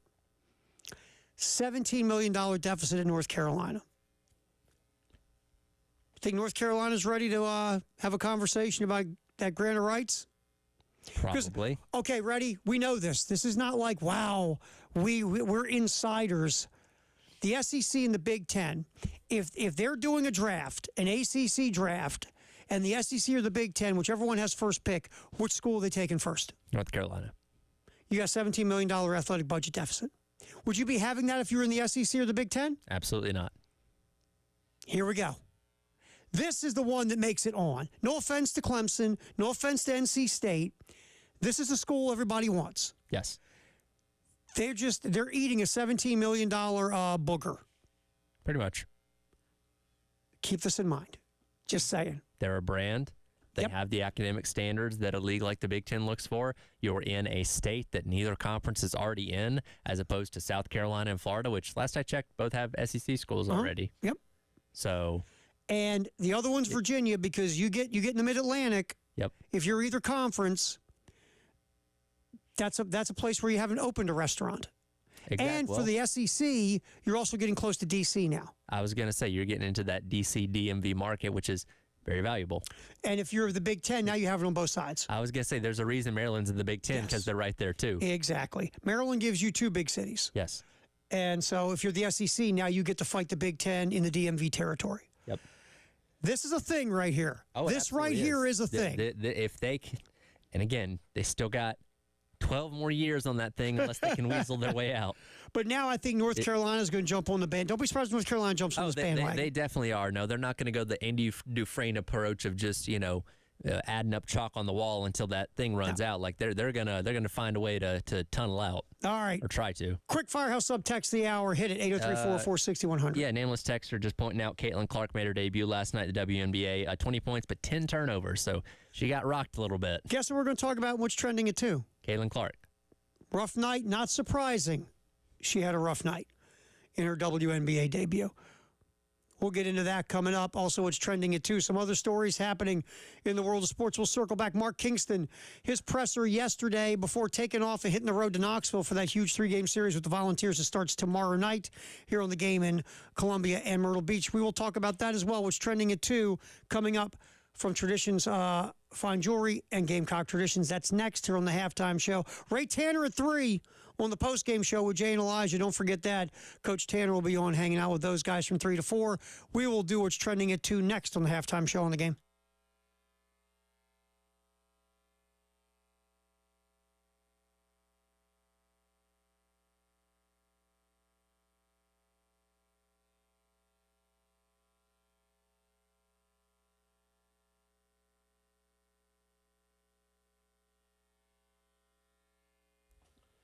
Men's Clinic of South Carolina, 803-875-MENS.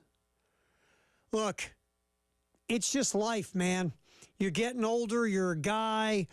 The things that you took for granted, the things that worked great, you were sharp, you were on it, you had drive, you felt great in the gym, you remembered everything, your memory was like an elephant, and now all these things are starting to get cracks.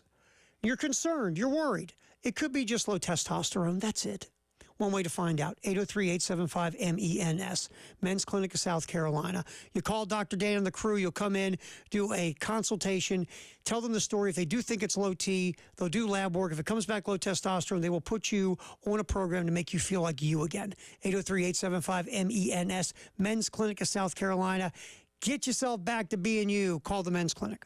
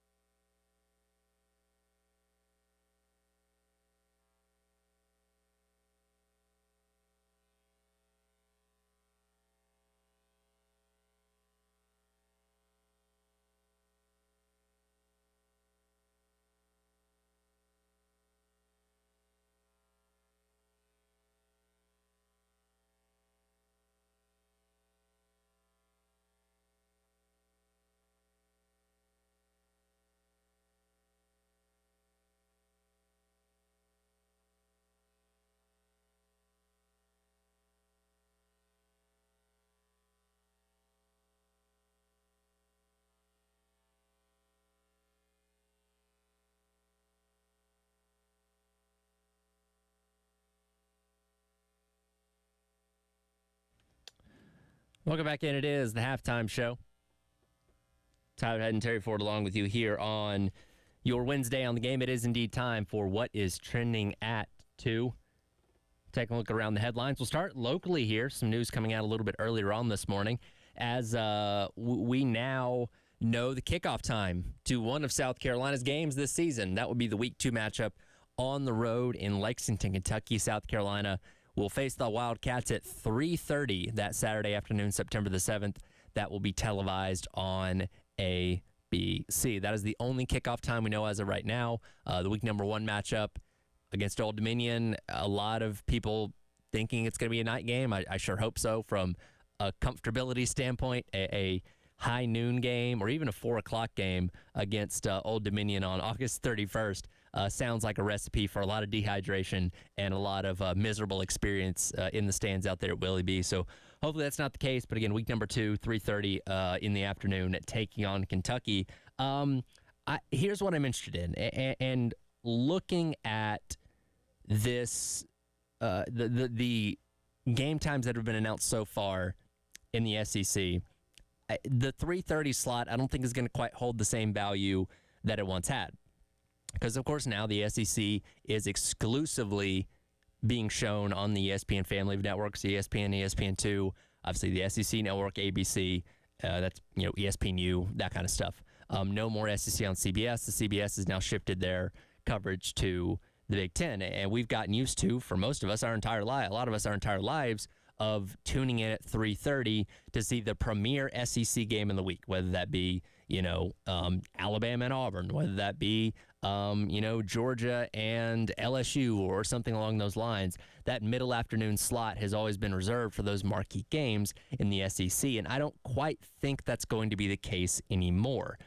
Because now, of course, and CBS did the thing where once a year they would have like an 8 o'clock game, like when Alabama and LSU played each other. That was always like an 8 o'clock game a couple years ago. It was like Georgia and Alabama. There's always that one marquee game that gets set aside for the nighttime. But now that, ESPN has full control over it, their premier time slot of the entire weekend, of course, is 7:30 on ABC. That's what, they promote all week long, and it's supposed to be the best game of the weekend for what they had, at least as far as broadcasting rights go, for all those years. But of course, that rarely ever involved the SEC unless they were playing a non-conference opponent like a Florida and Florida State or something like that. But now that you have the SEC under contract, a lot of those big marquee games are going to be moved to 7:30 that night. Like I'm looking at the Georgia and Alabama game coming up on September the 28th. That's going to be a 7:30 ABC kick. So that is the premier SEC game of that weekend. I believe, I think that's the SEC opener for Alabama. And obviously the pomp and circumstance around Kalen DeBoer and all that kind of stuff. So a lot of weeks you're going to have the biggest game of the SEC day on at 7:30 as opposed to being at 3:30. There's still going to be some big games at 3:30. I'm looking at Texas A&M taking on Florida September the 14th. Florida and Georgia, as they have always traditionally done, playing at 3:30 on now November the 2nd with the way the calendar falls.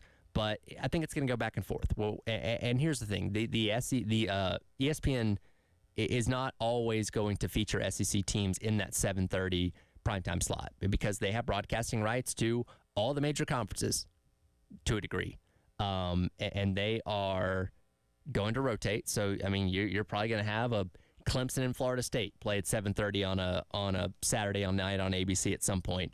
Like those kind of matchups. So it's not always going to be guaranteed it's the SEC, but if they can put the SEC, especially these big matchups, Texas and Alabama or, Tennessee and Auburn or something like that, those games might find their way onto that 3:30 time slot the 7:30 time slot on ABC. So it's not a given that the game of the week is going to be found in the same place anymore. And the benefit of everything being on the ESPN family of networks, as we're doing now, I mean, it is May the 15th, and we are finding out kick times for things in late September. I think that's great.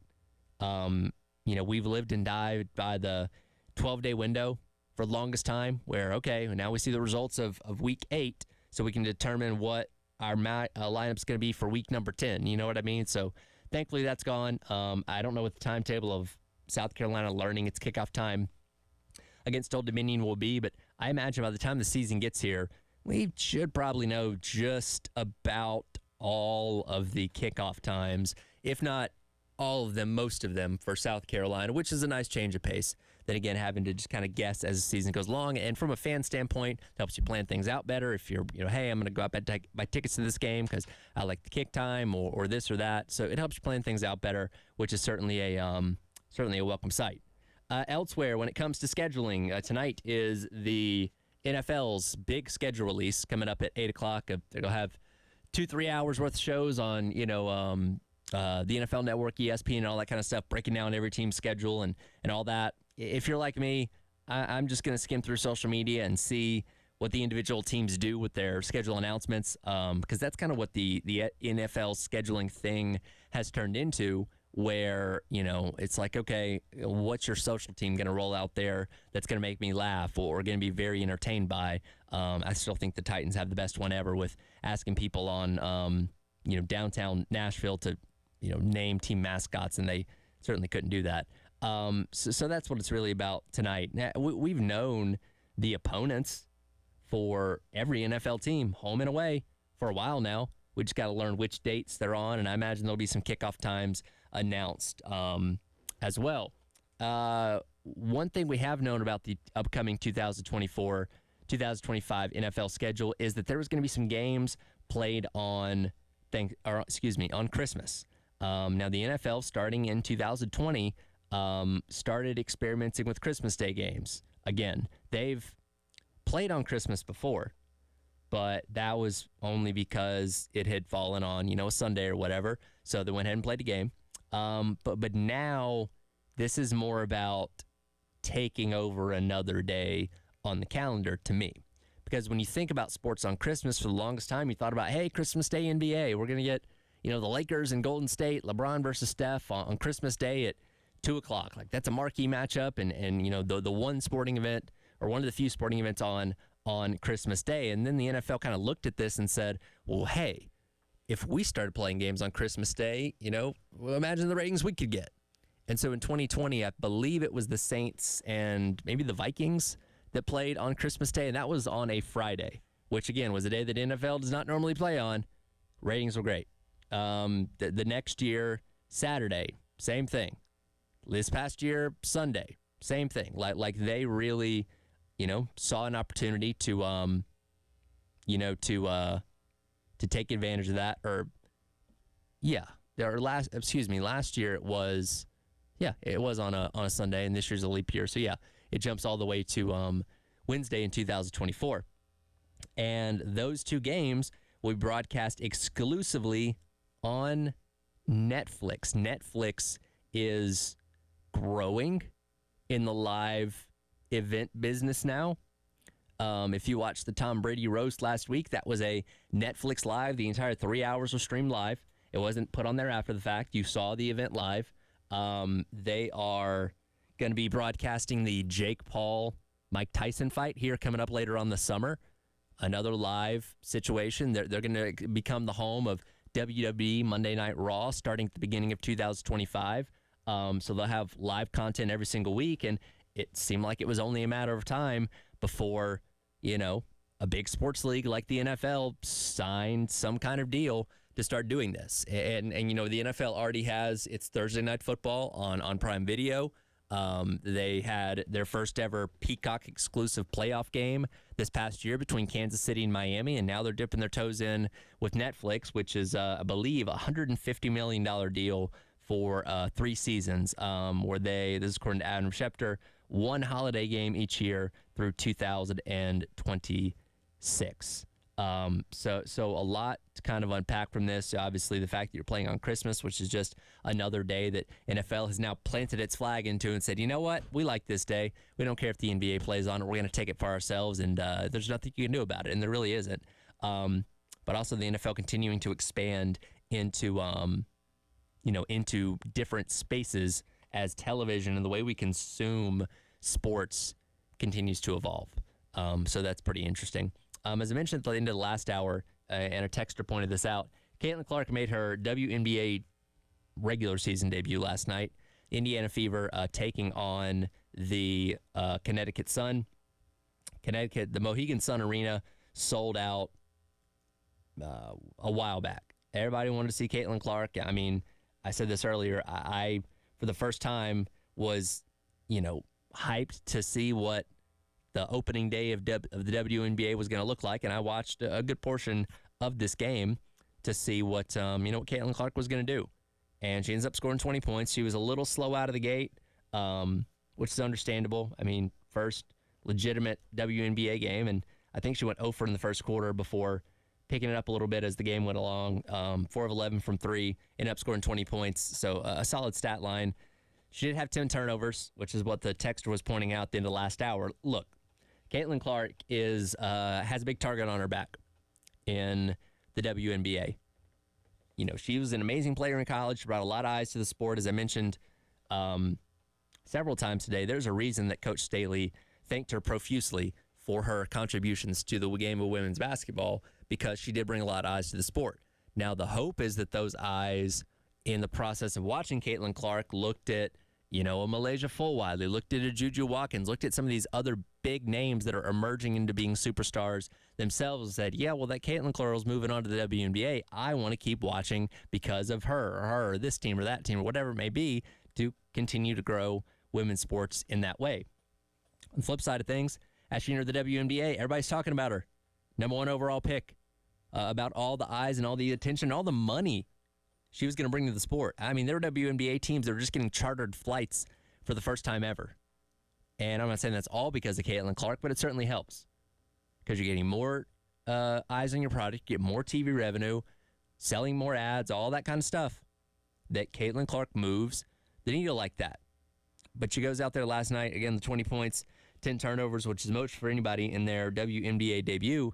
She was getting knocked around a little bit. Those girls on the Sun and pretty much every team going forward probably don't like Caitlin Clark very much, because she's captivated so much of the headline. She is being billed as this superstar without having proven herself in the WNBA yet. I'm not saying they're wrong for thinking that. I'm just kind of outlining where their heads are at. I mean, Diane Taurasi had the most notable quote, kind of talking about, hey, guess what, girl, you're in for a rude awakening. You're going to get some elbows in your face. You're going to get your hair yanked on. You're going to get bullied going to that rim when you decide to do it. And I'm not saying that's right or wrong. I'm just saying that's kind of what she's going to deal with. And, she dealt with that last night. Still got her 20 points, which is good. The Fever ended up falling 92-71. So it is just a start. But I'm interested to see how she adapts to this game with high-level talent that are not going to be afraid to get physical with her and try and keep her at bay. That's what's trending at 2. Again, I love the fact that we're getting early kickoff times already, and hopefully in the near future we can find out when that Old Dominion game goes on, and hopefully it's not at noon and instead at night, so we won't have to worry about baking in the August heat here in South Carolina.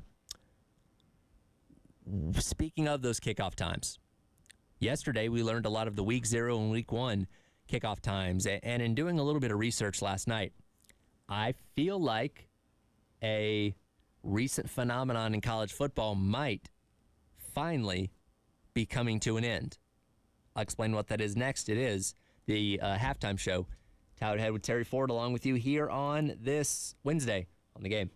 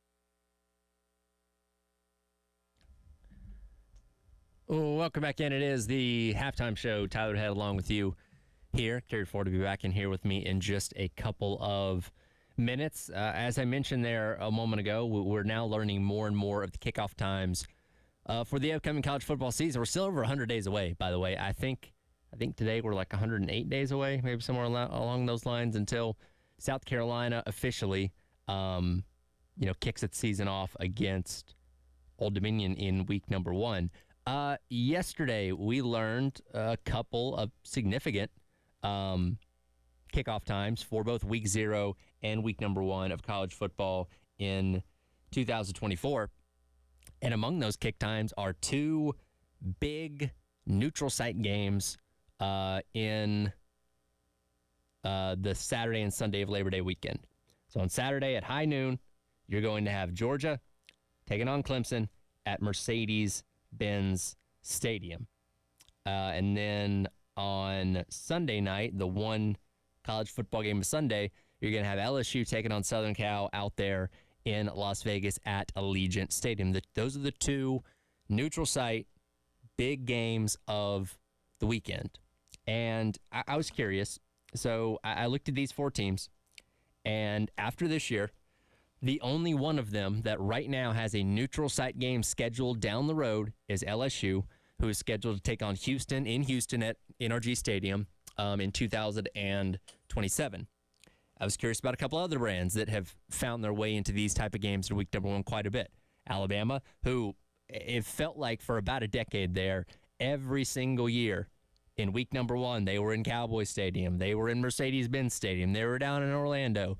They were in, who knows where, playing in one of these huge neutral site week 1 games. And I get it. You know what I mean? I understand what they're trying to accomplish by putting 2 big name teams or 2 big brands inside of an NFL stadium in a destination city that allows both fan bases to travel to it, to bring in the tourism dollars and all that kind of stuff to the local area. But when I think about what makes college football great, these kind of games completely go against that. College football is about tradition. It's about atmosphere. It's about the home environment at the end of the day. And it sucks that over the course of the past, it's really picked up steam in the past 10 or so years, 10 to 15 years. These things became such a norm where it's like, oh man, South Carolina taking on North Carolina in Charlotte at the Bank of America Stadium, which, don't get me wrong, it's cool, but I would have much rather seen South Carolina go to Chapel Hill or see North Carolina travel down here. You know what I mean? Like the neutral site game doesn't do it for me. And I believe, as I mentioned, you're not seeing as many of them being projected out years down the road. Now, I know South Carolina does have Virginia Tech next year in Mercedes-Benz Stadium. Wouldn't you rather go to Blacksburg? Or wouldn't you rather see the Hokies come down here and get that, there's something special about seeing a team that you don't normally see playing in your home venue, or saying, wow, we get to go up and see the atmosphere and the culture and Enter Sandman and all that stuff of Blacksburg, Virginia. You don't get that. Instead, you got to go drive over to Atlanta and watch it at Mercedes-Benz Stadium. And look, plenty of people are going to go, and it's still going to be a good time, but it's not quite the same. And again, I feel like we're slowly getting away from this because you kind of have to, because the way that college football is going now, and this will be the first year of it, we are backloading the end of the season so much with these neutral site games. It makes it almost less than feasible to do it in week number 1 or 2 or whenever early in the season, because it doesn't make a whole lot of sense. And also, that's just more travel you're asking your fan base, which is already probably getting a little bit fatigued, even for some of the best teams, of how much you got to travel over the course of one season outside of the traditional road games. Because when you think about it, we have conference championship games. So you got Atlanta, you got Indianapolis, you got Dallas. Is ACC still in Charlotte? I believe so. Correct me if I'm wrong on that. But regardless, you have all these power conferences playing their championship game in these neutral site NFL stadiums in early December. Now that you have the expanded college football playoff, first round game's going to be taking place the first or the weekend before Christmas, and this round is touted so much because it is going to allow teams to play home games in the playoffs in their own stadium. However, there's a caveat. If the weather's bad, if the elements aren't what you want them to be, you can move it to a nearby closed NFL stadium. So if Michigan ends up hosting a first-round playoff game this year, and, it's 20 degrees and it's going to be snowing a foot on that day, well, guess what? They can just say, all right, we're going to go to Ford Field. We'll do that instead to get a more, less weather impacted environment or whatever, maybe keep the fans out of the elements and all that kind of stuff. So you have the possibility of that in the first round. After already seeing conference championships in early December, you then move on to the bowls, the New Year's Six bowls for rounds, the quarterfinal round and the semifinal round. And with the exception of the Rose Bowl, all those are in NFL stadiums. And then guess what? Your championship game on a rotating basis. They just announced Las Vegas is going to get the championship game in, I think, 2027. Those also rotate through NFL stadiums. So you literally get essentially a full month of college football in these sterile neutral site environments. Why are we doing it in week number 1? We have more than enough fitted on the back end of the season. I applaud Notre Dame and Texas A&M. They're doing home and home. This year, Notre Dame goes to College Station. I believe next year, A&M goes out to Notre Dame. Like, that's how it should be done. You should be able to be a Texas A&M fan looking at Notre Dame playing in the house that Johnny built out there and saying, wow, I can't believe the Gold Domes are playing down here in College Station. Not that you couldn't be excited if they were playing in Jerry World or something like that, but it's not quite the same. You're not bringing them into your traditions. You're not bringing them into what makes your little pocket of college football so great and so unique. As exciting as that matchup with Virginia Tech is next year, guess what? You're not going to have 2001. You're not going to be able to ride the cockaboose out there with, Cocky making his big entrance. You're not going to, you'll have Sandstorm, sure, but it's not your venue. It's not your home. And college football is so steeped in tradition and is so good when you can have these high-profile marquee matchups at home. And there have been plenty of teams that over the years that have done it, but so much focus in the first week of the season is put on these neutral site games, and I do think they are slowly fading away, which I will be very, very happy about. And,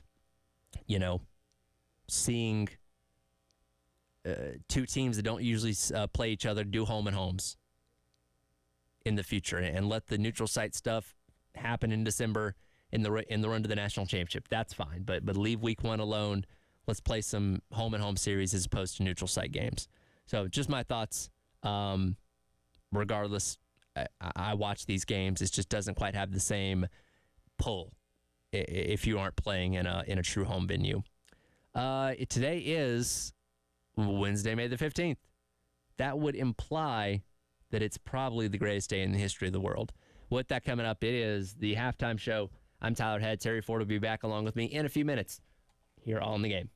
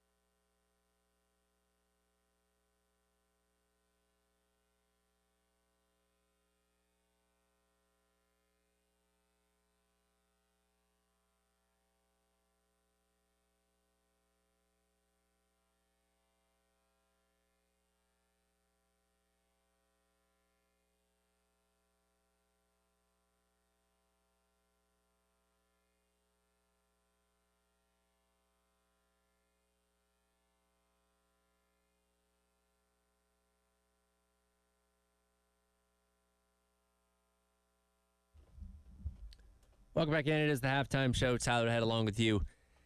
Terry Ford will be rejoining me in just a couple of minutes here.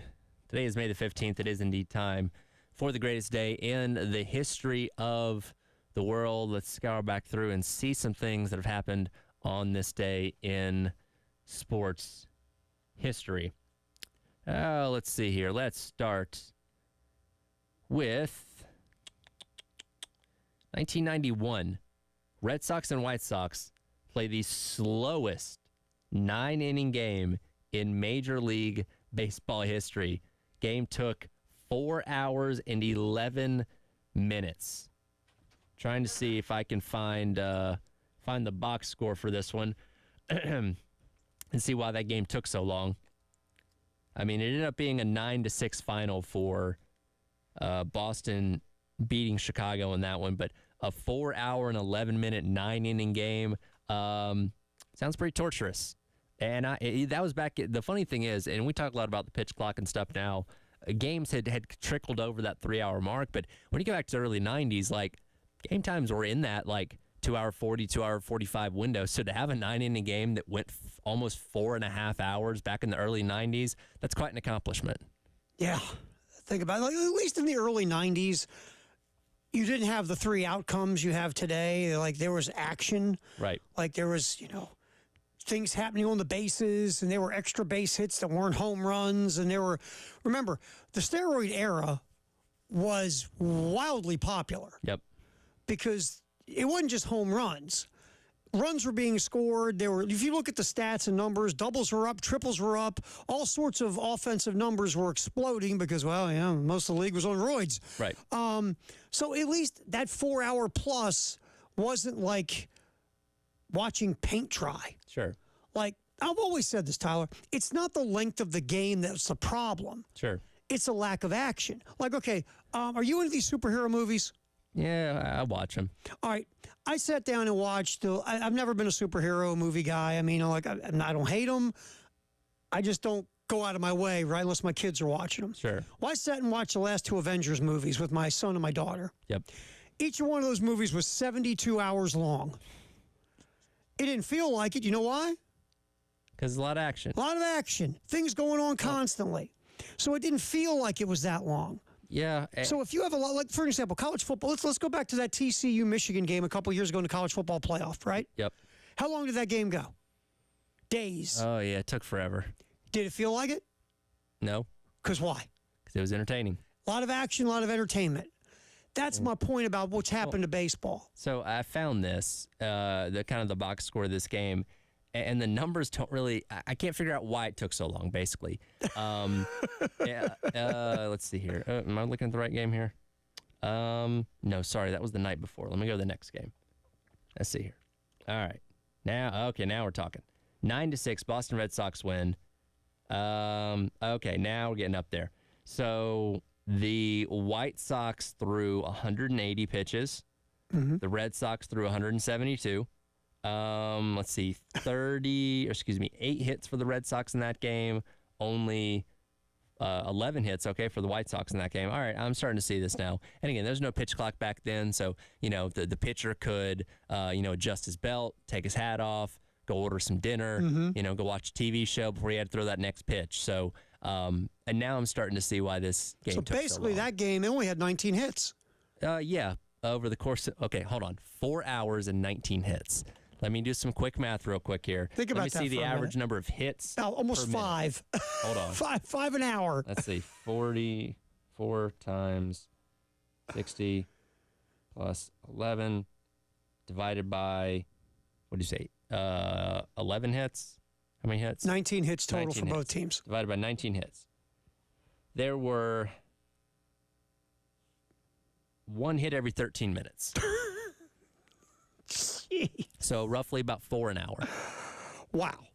So really, it wasn't a big offensive explosion. No. Steroid era. It was just a lot of pitches and a lot of time between pitches and a lot of mound visits and God knows whatever else. White Sox had 4 walks. Red Sox had 5. So it wasn't a lot of base runners from walks. No, this is 4 hours and 11 minutes. That's a lot of pitching. That is. That's what that is. Hey, by the way, there's a couple other baseball dings in the greatest day in the history of the world. Nolan Ryan of the then California Angels threw his first no-hitter, 1973. Think First about of, that. was it 7? 7 no-hitters, first Yeah. one of 7. Also on this day, 1981. Going back to this point of, the pitchers who have thrown no-hitters compared to pitchers who haven't, like Greg Maddux never thrown a no-hitter, Roger Clemens never threw a no-hitter. The great Len Barker threw a perfect game on this day in 1981. He was okay in his career. He wasn't great, wasn't awful. But Len Barker of the Cleveland Indians threw the first perfect game in 13 years on this day in 1981. Then one of the records that will probably never fall in the game of baseball started on this day in 1941. What's that? Joe DiMaggio's 56-game hitting streak. Yeah, that's not going to be beat. Nope, not going to be beat. That one, I'll tell you the other one because wins don't matter anymore. Starting pitchers, Denny McClain's 30-win season. Yeah, it's not going to happen either. Not going to happen. Because, again, pitchers aren't judged by really wins and losses anymore.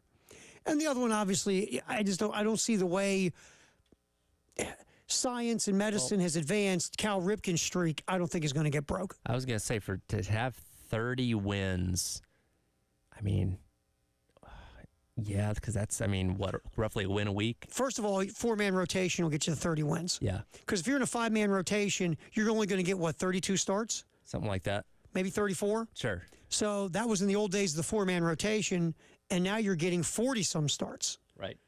So right now, to win 30 games, Tyler, not only do you have to get a decision almost every start, but you got to go like 30-2. Right. So it's just not going to happen again. All right, ready? Out of the 56-game hitting streak, the 30 wins in a season by a starting pitcher, and just out of those two, which one has a better shot of being broke? Oh.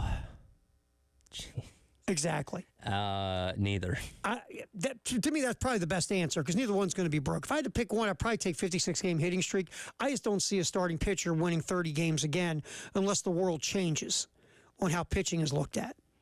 Yeah, which I don't see that changing. And the law of averages in baseball certainly don't favor 56-game hitting streak. Or hitting 400 because batting average has been devalued. I'm trying to think. Ugla had a long hitting streak with the Braves a couple years ago. I'm trying to remember what that got up to. It was early 30s, like 32, 33, something like that. Let me see here. We've seen some 30-game hitting streaks. 33. Yeah. Okay. We haven't seen anything. Like Pete Rose has a National League record of 44, if my memory serves me, which it really doesn't anymore. And that was the longest hitting streak since 2010. Yeah. So that's not going to happen. Hitting 400 is not going to happen. 30-game winners aren't going to happen.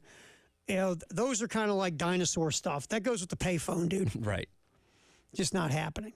But yeah, the 56-game hitting streak. And by the way, if I remember this, DiMaggio's hitting streak was broken against the Cleveland Indians. The third baseman of the Indians, whose name escapes me because I wasn't born then, made a couple diving stops on DiMaggio to rob him of hits.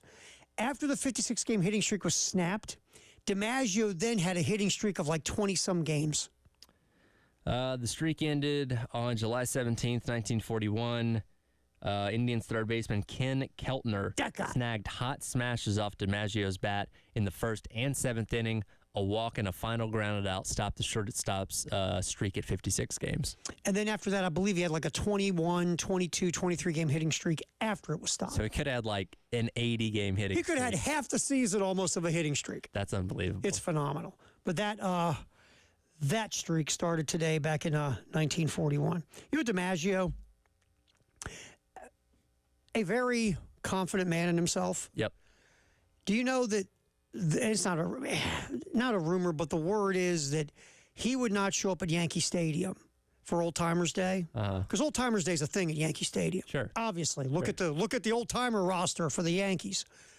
He would not show up unless, when he was introduced, he was called the greatest living ball player. I did not know this. That's the skinny. He would not show up unless it was guaranteed for them to call him in the introduction the world's greatest living ball player. I get it. I mean, from his perspective, Sure. he was a heck of a player. Now, do I think he was the greatest living ball player at the time? No. Do I think he was the greatest player of his era? Ted Williams played in that era. So you can make arguments about, was DiMaggio even the greatest living player of his era? Stan Musial played in that era. That's right. So, but to Joe D, is how you introduce me, bud, or I ain't showing up. I remember, only thing I remember about Joe DiMaggio again when I was a kid was he did the Mr. Coffee commercials. Oh, like the instant thing? You know, the Mr. Coffee, like the coffee makers you see today. Yeah. They were like they used to hawk these Mr. Coffee makers, and he was the spokesman. That's all I got with Joe DiMaggio, and he was married to Marilyn Monroe. Well, that helps too. Yeah, that wasn't a bad. Not a bad, not bad, not bad, gig. not bad. Play for the Yankees, superstar, Marilyn Monroe. Yeah. It's got it going for him. Yeah, not bad. All right, that's the greatest day in the history of the world, sponsored by 1-800-GOT-JUNK. We'll get back in here. Our Firehouse sub text the hour, 803-404-6100. Halftime show. Terry Ford, Tyler Head, till 3. Ray Tanner, the athletic director at the University of South Carolina, will be jumping on with Jay and Elijah on the postgame show coming up from 3 to 4 here on The Game.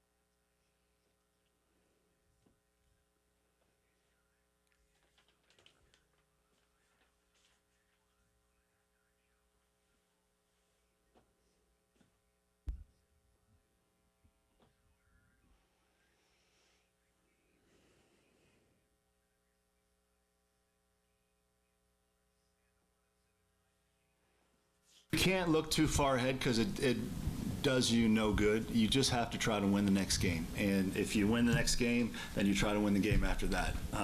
Belaboring RPIs and all that stuff, it does nothing to help you win the games. And so at the end of the season, they look at your RPI, they look at your record, they look at your strength of schedule, and they decide who did enough to get in the NCAA tournament. So all we can do is control what we can control, and that's to try to win baseball games. And everything else is a byproduct of that. There's Mark Kingston yesterday in his presser before the team took off to Knoxville, talking about what we talked about earlier, Tyler. The next game, and the next game, and the next game. Go 1-0. Control what you can control. Control the controllables. That's it right there. And there's Mark Kingston talking about that moving forward to Knoxville. Big 3-game series with the Tennessee Volunteers. Weather looks pretty good tomorrow. 6:15 pregame, 6:30 first pitch. I believe Lindsey Nelson Stadium. Isn't that what that is called? That is correct. It is a launch pad. Yes, it is. And Tennessee does a lot of launching there. Right. But the South Carolina offense, look, the offense played well enough to win 2 out of 3 against Georgia. It might not be statistically what Georgia is or what Tennessee is, but South Carolina, once they tweak their lineup, the offense has gotten another level better. So can they score runs there? Sure. You just got to stop Tennessee from scoring a ton of runs. That's the goal. The big thing, obviously, no-brainer, Mr. Obvious or Captain Obvious or Colonel Obvious, is your pitching staff has to find a way to slow down Tennessee. Right. The bottom line. All right, Firehouse up, text the hour at 803-404-6100. What you got there, man? Yeah, so going back to our conversation about the ever-changing or the ever-chasing grant of rights with the ACC and, UNC now bowing up a little bit with trying to get out, much like Clemson and Florida State were. Nameless Texter says, you guys talked about Clemson and FSU like they were dumb to challenge the grant of rights as if it was a pointless endeavor. I noticed your tone changing in reference to UNC. And I pointed out, I said, we were viewing it from the fact that they're not as desirable as they think they are to these other, the SEC and the Big Ten, as opposed to UNC. If they were to grade out, and by the way, I don't think anybody's getting out. Like, I think they're locked up in this thing for the long haul. There's no whizzing their way out, or else somebody would have done it by now. Right. But if they were able to, again, UNC's more desirable than these other two schools, to where they'd be the one that gets snatched up if there was one spot between these two conferences as opposed to Clemson and Florida State. Yeah, well, let's go, and you're right. Let's go back to the text. First of all, we never talked about Clemson and Florida State. We were talking about North Carolina. We've talked about them in the past. In the past, if you're preferencing the past, okay, right, that's fine. Right, in the past. The point is, no one said they were dumb. We just said, and Jay Phillips is here. Good seeing you. We've always said. I just came in on nobody said they were dumb, and then I walk in. So I don't know what that. that was your intro. I don't know what that entails. No, it's just the idea that. And Jay, you and I had these conversations for 3 years. Tyler joined us with these conversations. The point we all made about Clemson and Florida State wasn't they're dumb. Matter of fact, we get why they want to get out. We totally understand. Problem is, who signed the agreement? Yeah, they did. Even North Carolina signed. They all signed the agreement because Maryland ran to the Big Ten. What we're saying is this idea that we hear that Clemson and Florida State have, the minute they could get out of this thing, they'd walk out of their house, and on their porch is the SEC and the Big Ten begging them to come to their conference. Not so fast, my friend. That's not, I'm with you. And we've said that a bunch. That's not what I read. In fact, I was watching a podcast today out of Nashville, and they were like agreeing with what you and I have been saying. North Carolina is the prize here. And by the way, the reason that this text was brought up, and look, if Clemson and Florida State can get out, good for you, thumbs up. Yeah. No one's saying you're dumb. Enjoy being an independent. Yeah, I mean, we get why you want to get out. Yeah. Right. And I'll say this. It could be a lateral move at that point. Well, I'll say this. I think it's the Big 12. I keep saying that. I think if they're going to land in a power league, they'll go there because, again, when you need each other, you need each other, right? Yeah. And I think both need each other. But that's another topic for another day. I walked in. I hate to do this. What was the text? Because I didn't hear the text. So we were talking about what's been going on at the ACC meetings, and you heard about North Carolina, right? Oh, $17 million deficit. Yeah. And they have a trustee, a former board chair, who says we need to get out. And Bubba Cunningham had to leave the meetings to go back to Chapel Hill. Yeah, I saw that. And Bubba got beat up at this thing too. So that's my preface was. Now it's on. Yeah. because the prettiest girl in the dance now they might want a new boyfriend. Yeah. So that's where we started. Go ahead, Tyler. I'm sorry. And I just walked in late, so I just. So read the text now. Dang it, I just clicked off of it. But it was saying that, in the past we have talked about Florida State and Clemson basically saying, hey, you're not as desirable as you think you are. If you, again, leave your house, I'm not going to be sitting on the front porch begging you. But again, North Carolina has the intangibles that these other conferences are looking for. They're in a state they don't exist in anymore or aren't already in. Yep. They have the academic standards the Big Ten's looking for, like all these boxes that you check that would make them more desirable if they got out, which again, I don't know if anybody's getting out. Right. But if they were able to, the SEC and the Big Ten will come knocking at their door before even looking at Clemson and Florida State. Amen. And that's all we've said. No one said Clemson and Florida State was dumb for trying to get out. We just said good luck trying to get out because you signed an agreement, just like North Carolina, like Wake Forest, like everybody. Yeah. But out of the three, North Carolina is number one on the pecking list. And then Virginia would go ahead, I think, of Clemson and Florida State, too. And Virginia Tech and North Carolina State I was would going to also say, be ahead. I think those states each have two really great schools. It doesn't mean Clemson and Florida State aren't, but I do think Clemson and Florida State have. I don't know. Again, who are they talking to? What do they know that we don't? That's one of the questions I ask. We have to separate this. It's not about what happens on the football field. No, that does not. People have a hard time differentiating that. I don't care how many national championships those two teams have won in the past 10 years. That doesn't matter here. No, it doesn't. It does not matter. Virginia will never win a national championship in college football. I mean, ask yourself, it doesn't matter. Do the Big Ten and Southeastern Conference need to improve their football product? No. So anything is an enhancement, but an enhancement, as you and I have said, Terry, new market. New markets. And that's what it's about. That's growth in capitalism. Exactly. New markets. There you go. Ray Tanner coming up. Coming up just in a couple minutes on the postgame show. Nice job, Tyler. We'll talk tomorrow.